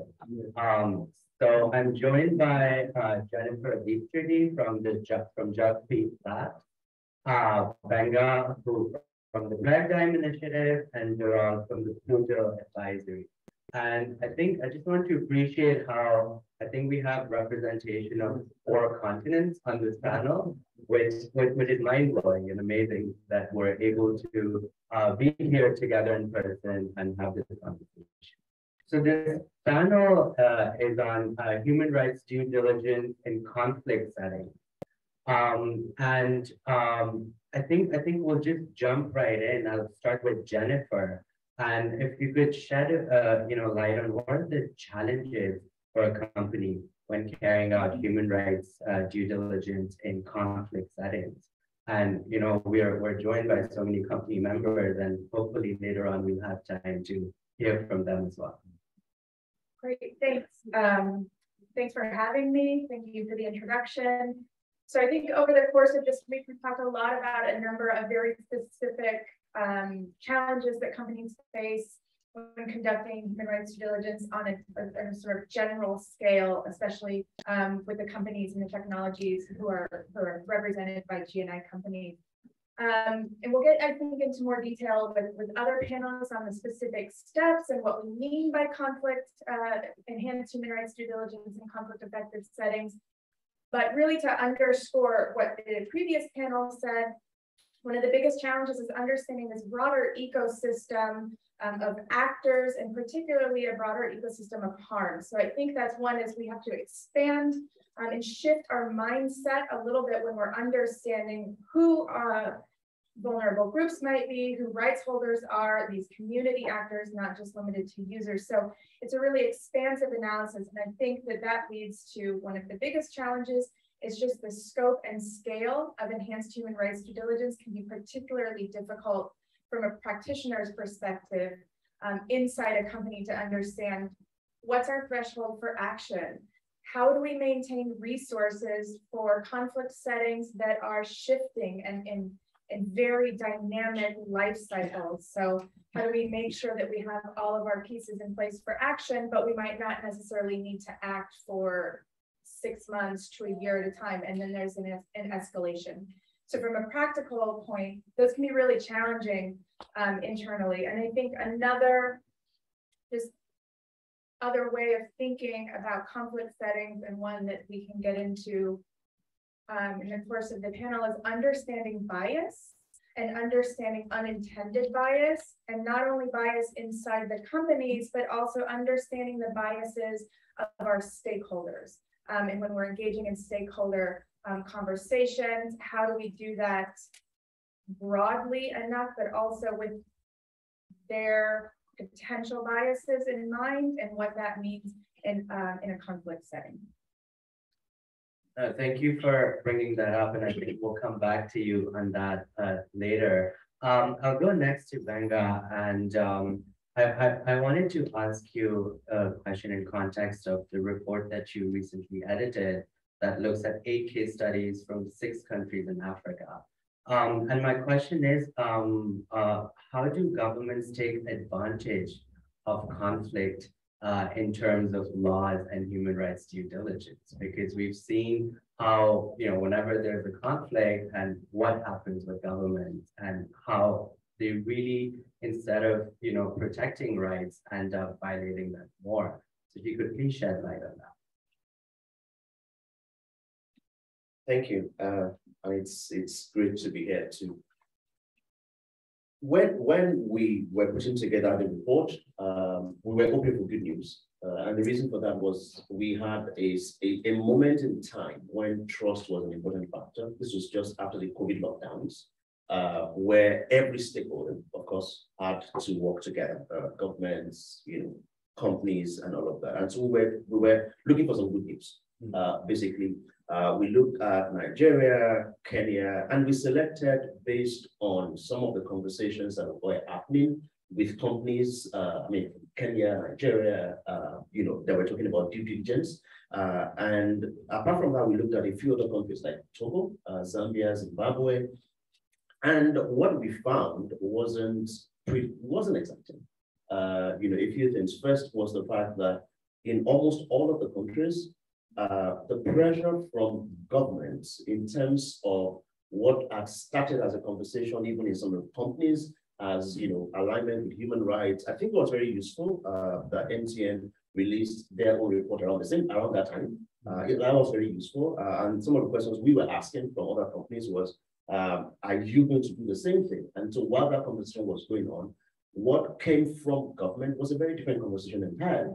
It was literally, trying to take advantage of that moment to accelerate two key things. One was to accelerate data collection. And in many cases, the data collection wasn't exactly to solve health challenges. It was basically scenarios where governments were struggling with data collection originally and don't exactly have a framework for it. A very simple example, the Nigerian government then said, you know what, we need this data to protect you, to keep you alive and keep you safe. And if you don't give us this data, you won't have access to ABC services. In reality, that had nothing to do with health data. It was just that it was a moment when they found out that everyone was on edge, right? And anyone says to you, we're going to use this data to protect you, you're more likely to want to provide that data. That was the one thing we found. The second thing, which is quite worrisome, is that was now a period when legislation was also, some of these proposals that have been defeated in Parliament, but they came back. And the conversation at this time was very different because when we didn't have the pandemic, the conversation was about, my data, protect my data. But because the pandemic was a different factor, it wasn't just the pandemic, it was also the fact that, unfortunately, there, were terrorist activities, which then brought in, so there was health, there was national security, and all of this wasn't exactly focused on, protecting the people. Which is why one of the things that I found myself saying a lot to many of the governments we work with were that, citizens are not the enemy. The virus is the enemy, right? It's not the person you should be attacking or should be putting an end to. It's the virus, right? It's not citizens, because it began to look like this was an opportunity to accelerate data collection programs, to introduce new laws that sort of justify the things that were originally illegal. I mean, for me, that coming at a time when we needed more trust from all stakeholders, and when companies were beginning to have conversations about internal processes, was a major setback. Thank you, and that brings us to Gerald. I think you recently worked on a report for the UN guidance process, and focusing on human rights due diligence in times of conflict. So it'd be great if you could share with us briefly, what that report really, what the findings are. Yes, thank you, and thank you for the invitation. I'll be quite brief because I'm sure you have all read the report very carefully. But it came because we realized that we are maturing in this business in human rights space, but the question of conflict and operating in conflict context was still a big question mark. It was always something that was present. It's mentioned in the guiding principle, but we didn't really know what was so specific about it. And the first point I want to make is, well, the guidance is a big failure because the objective was to have less than 30 pages. To have something very short, practical, and we failed.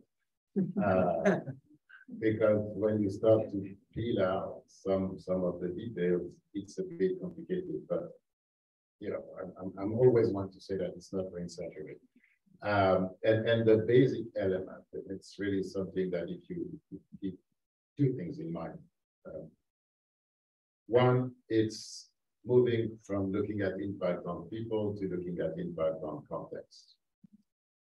And for instance, building a road, taking a non-ICT example, but building a road or an information road may have no impact on people, but it may have an impact on the context. And in fragile context, that can lead to then human rights abuses.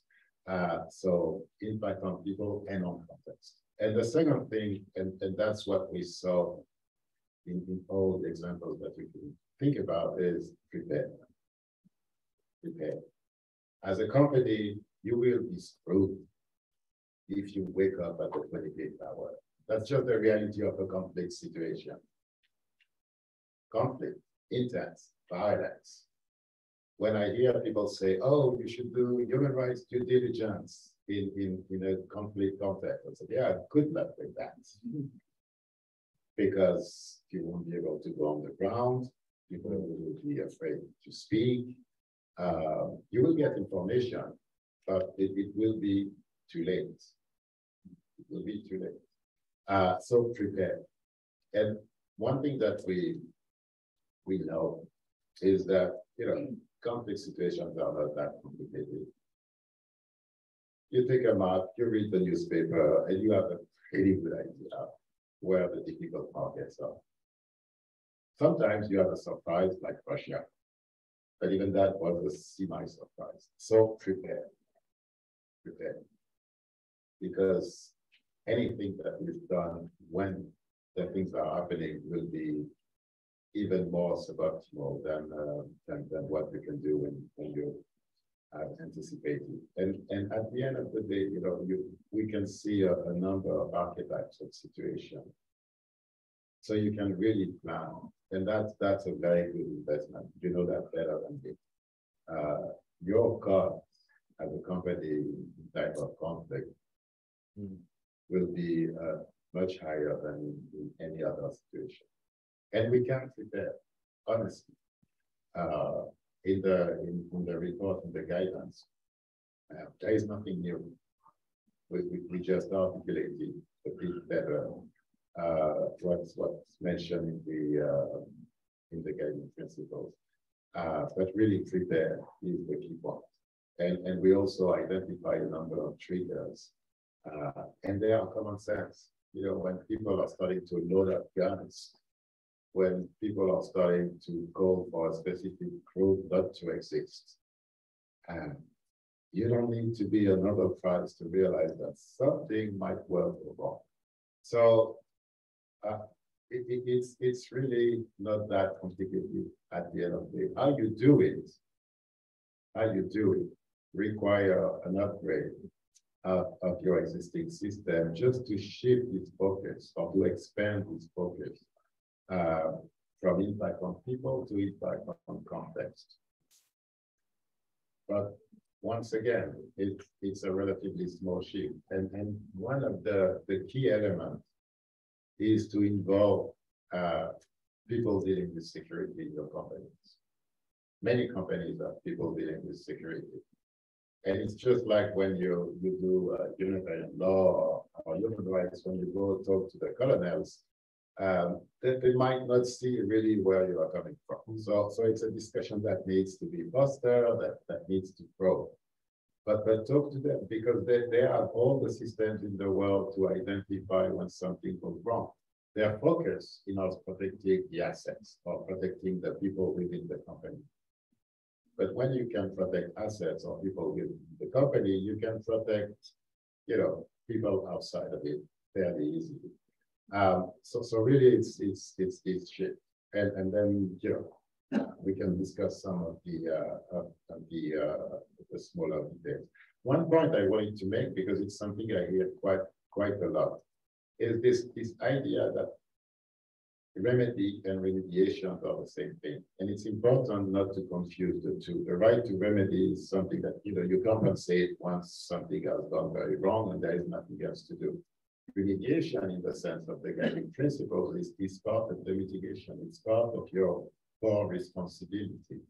And I think that it's important not to confuse the two, because otherwise, when we try to find solutions, we get lost in difficulties that shouldn't exist. Remediation is part of the early steps of the responsibility. Make things better. It's not about compensating and everything that the right to remedy is. And if we keep this distinction, then we see that a lot of challenges that we have on remediation disappear, because you are actually already doing a lot of it. Then the right to remedy is a different discussion and slightly more conventional.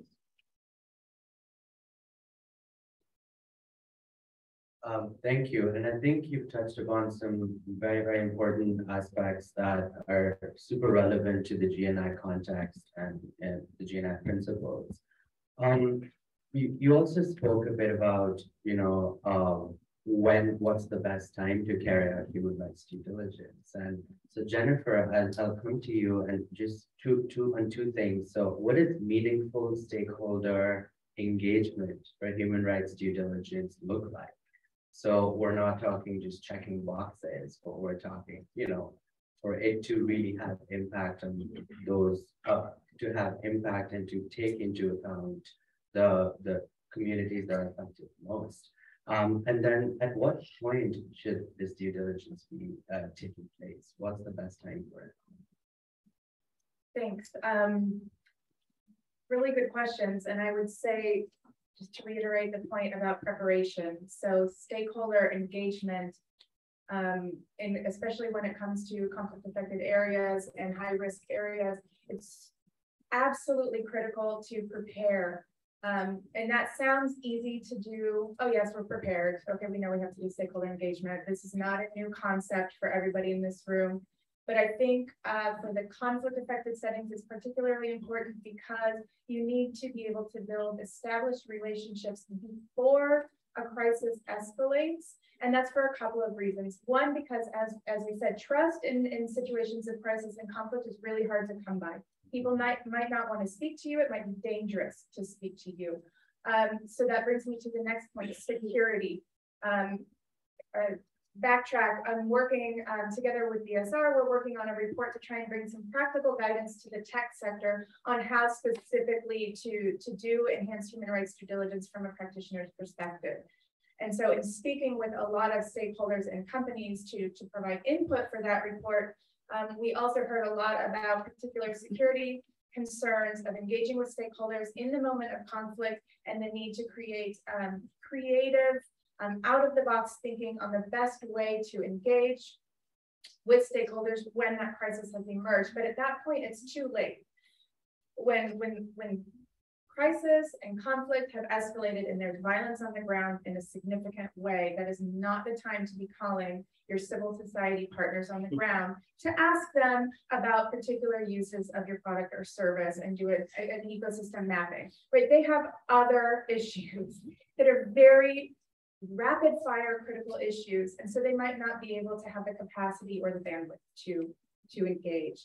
I think that's also another opportunity to provide some pre-competitive collaborative industry-wide engagement in the early stages in advance. So we can build those relationships with stakeholders, avoid stakeholder fatigue in moment of crises when time and energy and capacity is more constricted.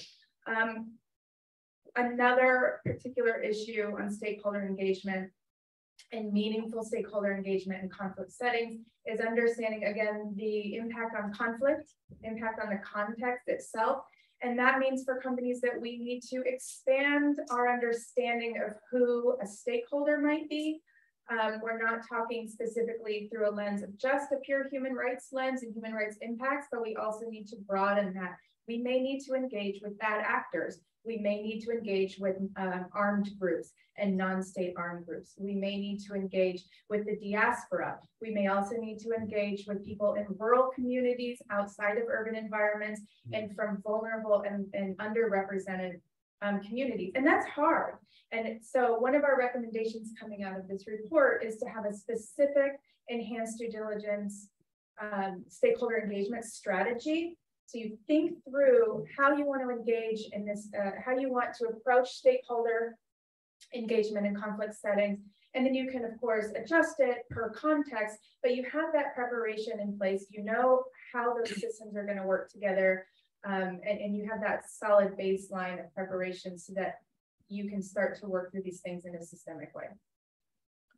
Yes, thank you. And I think what the COVID pandemic and the lockdowns reminded us was that companies not only need to think about those who are using their products or indirectly impacted, but who are they leaving out? Those who don't have access, and what human rights impact does a company's services have on people who are not using their products? And when it comes to things like education, for example, so for example, in Pakistan, a lot of areas that are not served by internet, children could not attend school online because A, there was little internet access, B, they didn't have the resources to own laptops or phones to access their online classes. So for 2 years, there was such a major emergency because university students that live in big cities were going back home and not really being able to, attend their classes. So it's just for companies to think about how do we reach those communities so that we ensure that they're not left out. So my next question is for Benga. And I wanted to ask, are companies doing enough when it comes to human rights due diligence in conflict settings? And just 5 minutes. Jason is smiling. That's the answer. That's the short answer. I think I'm preaching to the converted here. I think we have people in this room, and on the call are the people who are at least making an effort. You're probably not going to score anyone 90, 100, or even 80. But I think the bigger challenge is how to export this new norm, right? How to export this to other players, especially for people who who have global footprints or footprints outside the region and who have an opportunity to then begin to have conversations with technical partners, with operational partners, and all that. And by the way, just a quick stop on the point you made in terms of Pakistan. And this is a story of many of the countries that we work in. And the challenge is that for those of us who are in the sector, we don't know the impact just yet.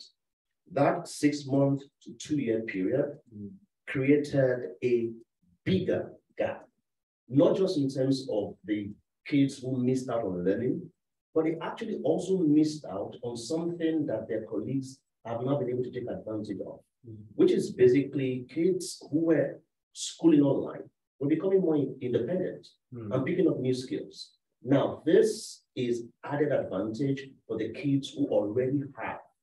And you can imagine we now have this double gap. And I think it's really important to mention that because it also comes back to this issue of, we already have this conversation here. I mean, the companies in this room, you wouldn't be here if you were not interested, in due diligence. But how do we export this value to companies who are in our ecosystem? Some of them will even serve us, either with infrastructure or even operational services.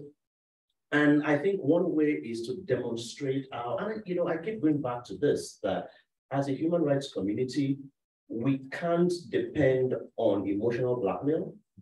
We have to demonstrate business use, right? We have to demonstrate that we're doing this due diligence, and this is the visible impact, either on the bottom line or on perception. And my money is on the latter, and eventually going back to the former, because one way to build trust, and which is something that we've lost a lot, one way to build trust is this process that we're all involved in. And when you build trust and people trust your services, it's very clear. We had this whole scale 5G, during the lockdowns and this, conspiracy theories and things like that. But it didn't last.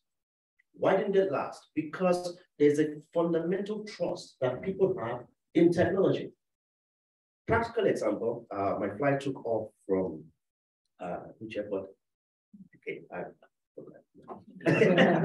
one of those airports, Frankfurt, and there was a lightning strike.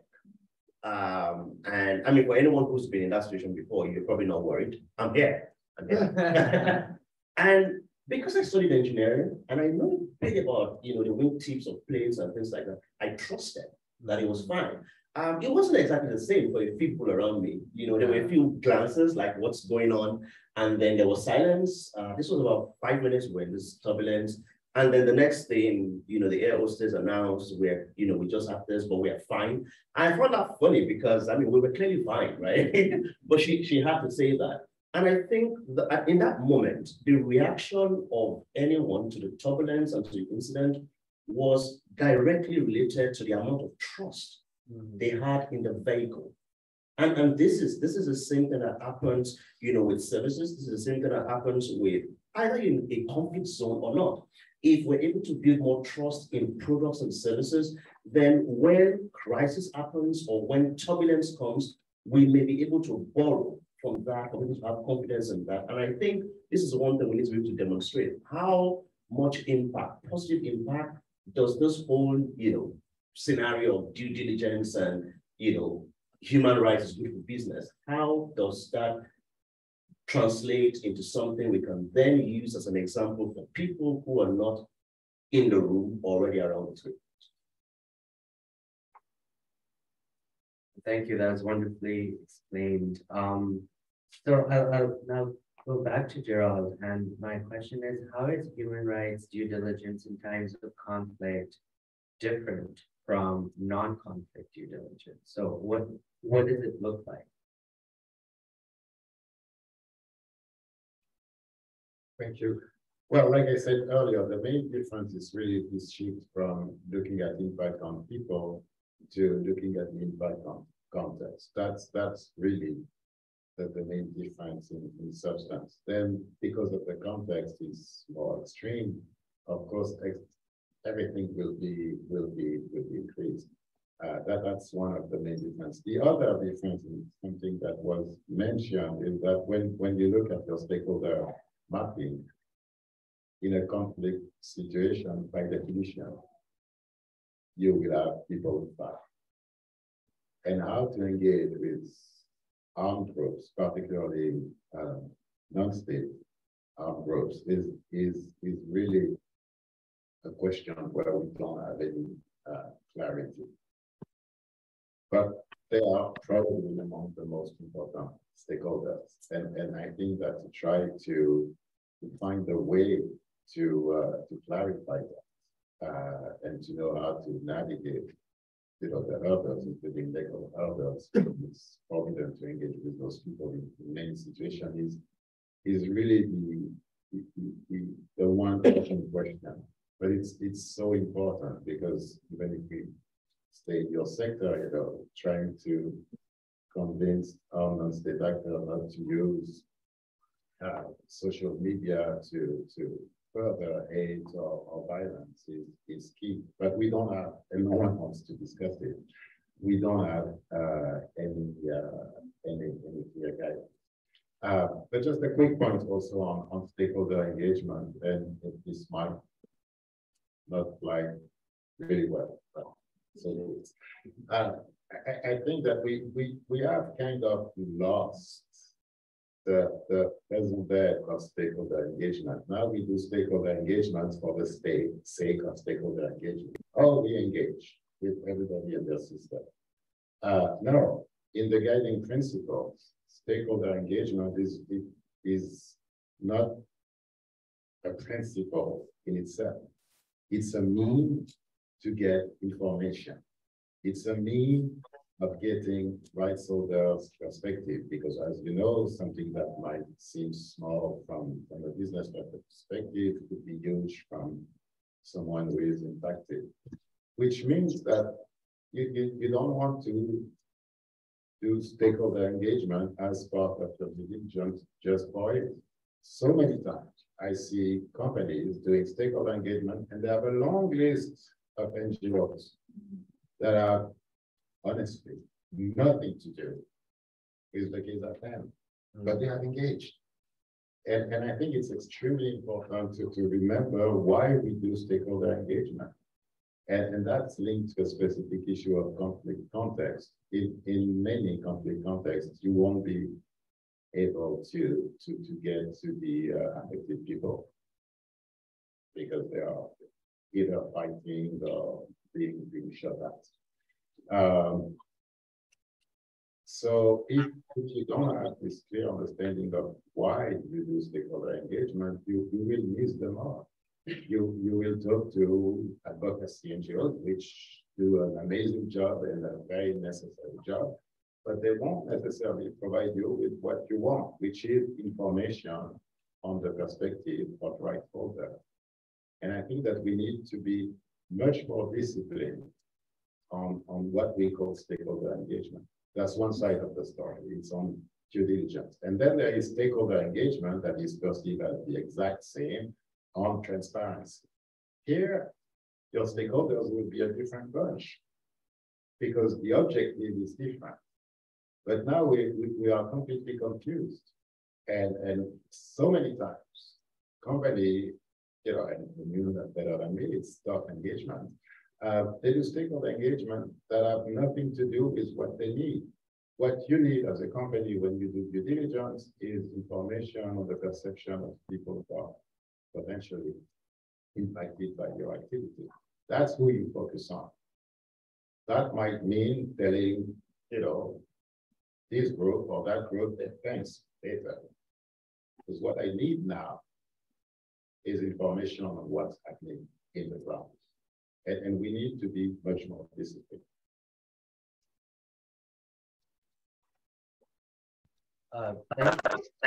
Your point. So to your point about armed groups, you know, the example of Afghanistan comes to mind in the past 2 years. You have this armed group that was sanctioned, that was, you know, completely sidelined, and then all of a sudden they are controlling the country. I don't want to say government, they're not legitimate. But that really raised questions for a lot of companies and their policies when it comes to, say, things like content moderation, or, I mean, forget stakeholder engagement, how do you engage with them as a company, right? And what status do you give them? So I think these are just really pressing questions that I'm sure a lot of companies have had to deal with. I think we'll open the floor up for questions, so we can have a chance to hear more from everyone who's in the room, especially companies, and ask any questions from panelists. So any questions?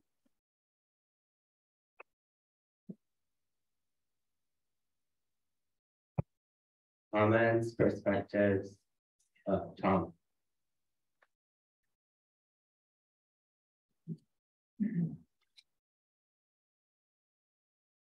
Hi there, thank you. I've got a question about transparency. One of the issues that I hear that represents a barrier to increased transparency by technology companies is the risk that integrity or assurance systems might be undermined, or you know, might cause safety issues. Is that something that you've observed in your practice?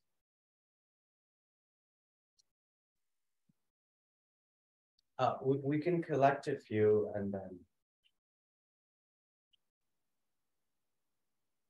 I really liked your point on different stakeholder groups that needed to be engaged at different points in time for different purposes, and was just wondering if you had any examples of companies that were doing that well, that have interesting or useful structures for that meet that specific need.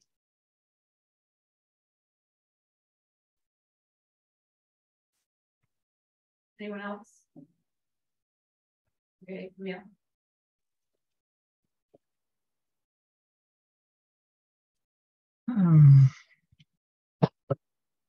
Yes, hi. So yeah, Emil from Ericsson. It's more of a comment, but that maybe you can reflect on. But I mean, I think from a company perspective, you know, this can go many different ways, but it might be also in this situation when you're maybe not prepared enough, it can be a very significant discomfort. I mean, you're thinking also maybe of the time with sanctions regimes, et cetera, et cetera. And I mean, one sort of takeaway, I don't know if it was you, Benga, that mentioned it, but also on this sort of, you know, when preparation is better, it might also make you much more comfortable in actually staying in these situations because you might feel that a backing to actually do that. And I think maybe that's sometimes, I don't know if it's overlooked, but I was just a reflection that I had that's, you know, maybe you don't need to change it kind of very little what you do, but at least you will have the comfort that you know that some of these actors on the ground very happy for you to actually continue to engage, understanding the difficulties. That's definitely our experience, at least in some of these scenarios.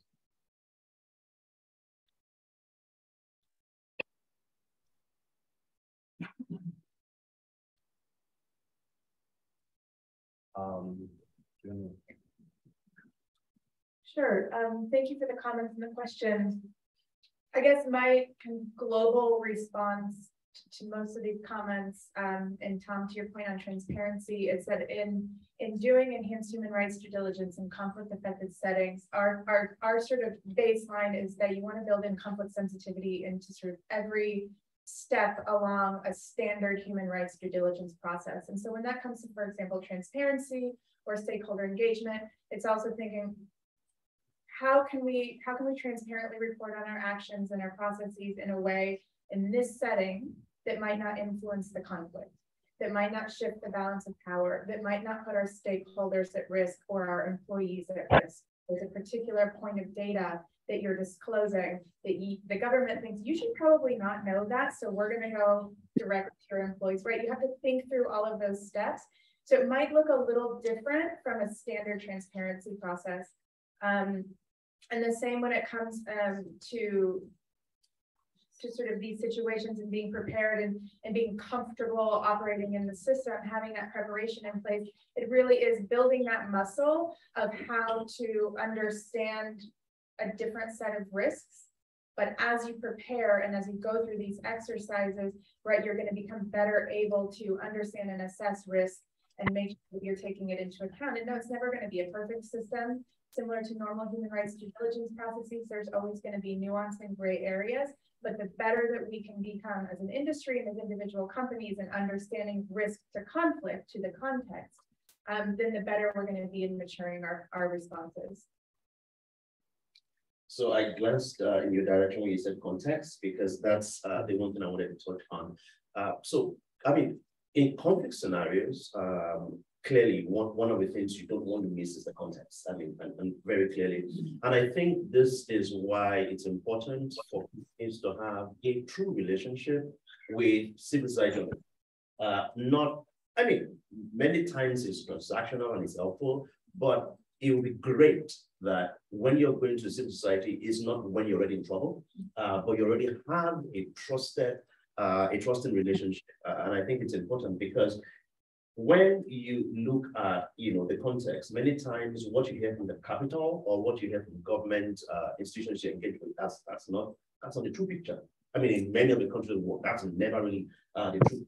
You need to listen to people who are on the ground and who know what's going on. And to be honest, you probably can hire everyone from every context. So it's great to have an ongoing relationship and trust really matters here, so that even before crisis, you can already begin to get useful information. So context. Thank you. Starting from the comment at the end, I would say that, being prepared doesn't give you more comfort. They give you visibility or clarity, including if you can stay or not, because you will know more or less the context and the option you have to keep on operating responsibly. And I think that's one of the key points. Example of good stakeholder engagement, yes, of course, there are many companies that do good stakeholder engagement, and the benefit to identify that is all those who know exactly why they do this stakeholder engagement. And you will see, we got X, Y, and Z information, this kind of thing. But also, it will need to be based on each different situation. but really to me, the interesting thing is when you can see that it wasn't stakeholder engagement because they went to the one that, you know, had the loudest voice, but they went for specific information. And that's when you see that it's a stakeholder engagement that makes sense. But the point that was just made by Vega is extremely important. When you knock on the door when the house is burning, it must be a bit late. And also, you know, everybody has their own truth, and it's magnified in the conflict context. So if you have built a relationship, you will be able to assess, or the people doing that will be able to assess more clearly where things changed. So really trying to know why you engage and usually in a very specific way. Transparency is a very, very tricky issue, and it's maybe my form of life in the foreign service that lead me to believe that you need to be cautious with transparency in conflict context, because things can go south so quickly. And really, one of the things that I guess is mentioned in the guiding principles is a good principle. You know, look at what the impact would be on people. And when too much disclosure or too much details could have a negative impact on people, then that's the moment you need to be very careful. Someone mentioned an anecdote from the early days of GNI yesterday that was, I think, directly relevant to that, and that was this discussion about a company communicating or publicizing the search terms that the government wanted them to exclude. And the company pushed back because they said, one, they will see, the other governments will see what they ask us, so they will be able to ask that from us too. And then they will check, and we do it very poorly, so they will know. And that's a perfect example. You know, we think that it's a great idea to be transparent on what the government may ask, but that could backfire very easily. So I think that asking the question of what will be the impact on people if I do this, just like for activities in general, is key to assess. But of course, then, you know, games will be played and people will see ads when there are none. But I think that having that first step of thinking, okay, does it help or not, is key. So I see where you're coming from, but I'm a bit concerned that at times the cost of being opaque may even be much more than some of the fears around transparency. But I'm sure that's another concern we can have. Well, I guess just to take that point of discussion, and again, when it comes to human rights due diligence in general, but especially in conflict settings, I think there's always that balance, and there's never a clear black and white answer. And so you have to be asking sort of all of these questions at every stage. And also another point to underscore is that it's not a one and done. Conflicts have extremely dynamic life cycles. And so these sort of processes of evaluating transparency, of stakeholder engagement, of impacts, that can change overnight, or it can change over the period of years. And so part of the preparation is also being able to have systems in place and procedures in place to have this ongoing risk tiered, obviously, but ongoing levels of engagement, due diligence, and understanding, and asking ourselves these questions. So we have a couple of questions in the chat that go to the fundamental base of what we're talking about, which is how would we define conflict affected settings? I think very important question. And the second one is similar. How many situations are covered by the words conflict settings? Does it cover both the situation in armed conflict and peacetime? I'll take a first stab at that. I think I think in large part that depends, and I think that we encourage companies to do their own assessment of thresholds and how they want to engage and define where it's appropriate for them to take action. But I particularly have a very broad definition of what might be conflict affected. It is not defined by IHL. We also look at situations of credibility, threats to democracy, any kind of these triggers that Gerald said. There's a lot of red flags and warnings, and that reinforces the message for stakeholder engagement, getting information from the ground, from rights holders about, is this escalating? What's the situation? And doing that in a broad context can help you then sort through your thresholds for particular action and sort of resourcing and being able to put systems in place to mitigate and react on the short term. And then again, how many situations are covered by conflict settings? There are reports, you know, the World Bank puts out a list every year. There might be 30. But if we want to take a more expansive view, of course, that could extend to particular regions. We want to look at cross-border situations. We want to look at particular instances of violence and intentions and intercommunal violence that might not count as an entire conflict, but that we should be taking this enhanced diligence approach with. Yeah, thanks. So 3 Gs.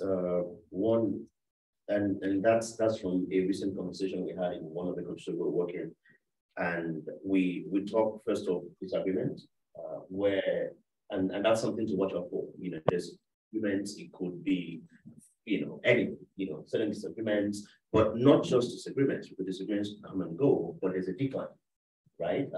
And that decline eventually leads to distortion in the ability to provide services. So it's the fact that there's an agreement, and then there's a decline in that disagreement, and then it leads potentially or clearly to distortion. So I know that's very broad, but it's definitely how we have conversations around countries we engage in terms of knowing what may then, I mean, some scenarios are very different.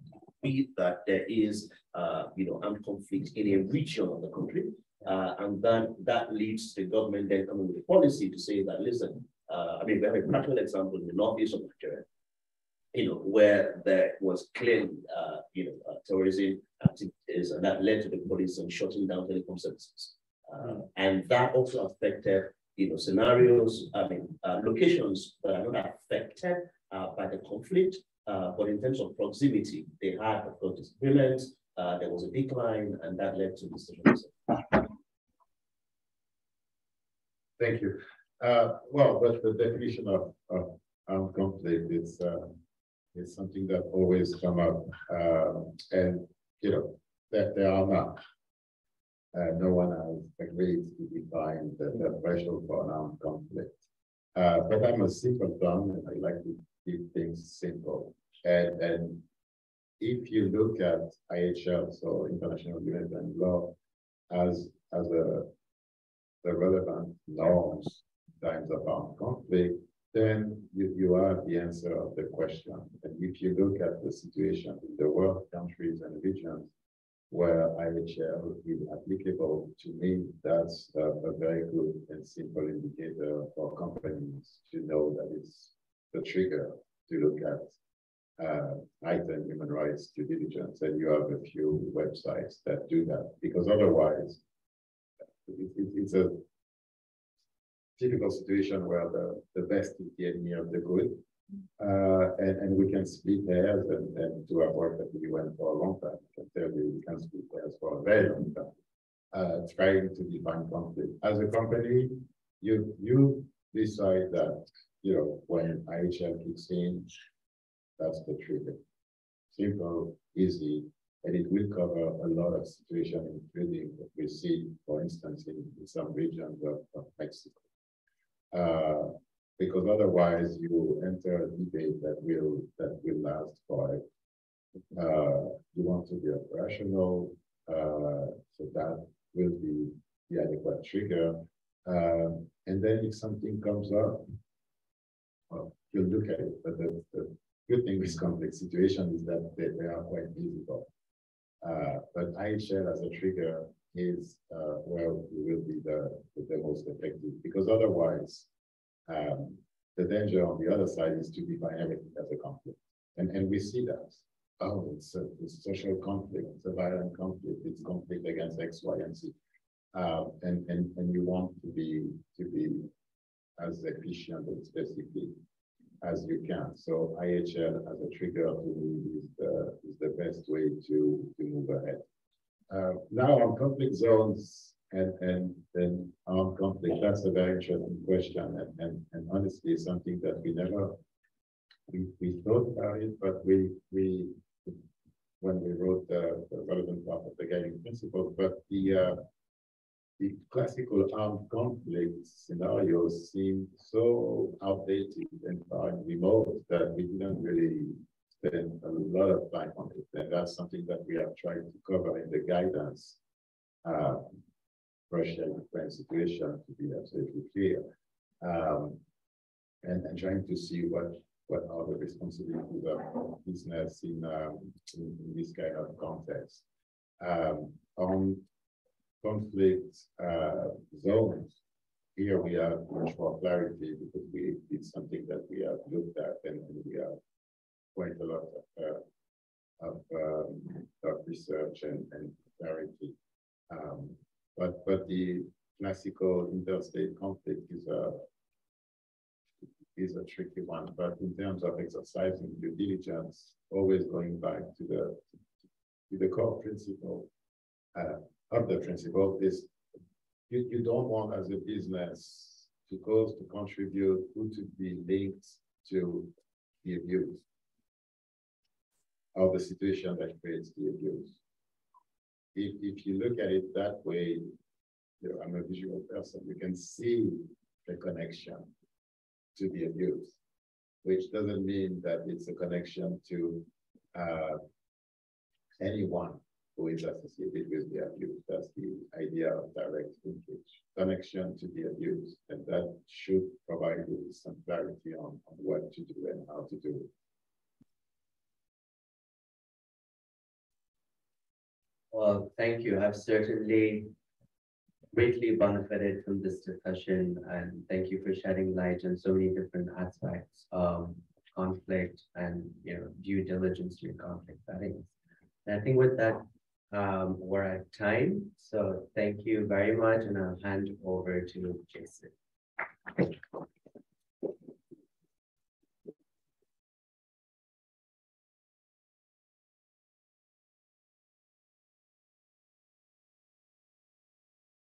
So we just have a couple minutes here to wrap up. I want to start by just thanking all of the panelists again. One more round of applause for the panelists.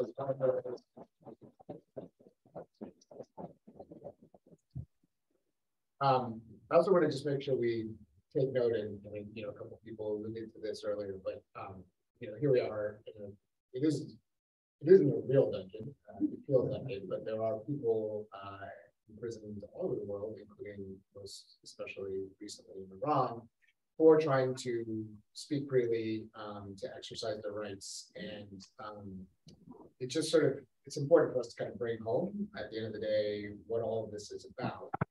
And, I think everyone who's here participating in these conversations, whether you're GNI members or not, whether you're here in person, whether you're on Zoom, is engaged in these issues because we care.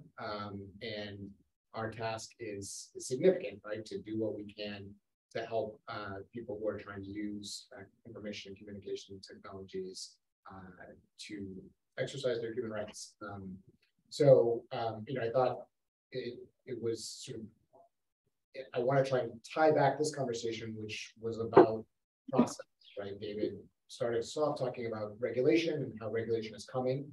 Regulation can seem very procedural, very bureaucratic, but it's incredibly important.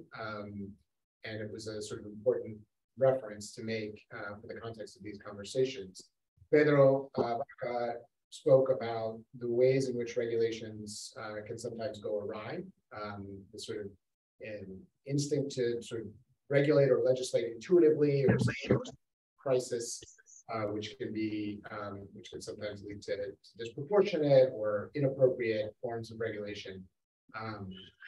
And he also, spoke about the ambiguity of gray zones and trying to avoid sort of the creation of laws that actually confuse what is lawful and what is not. And I think there's a real risk of that in what we're seeing around the world.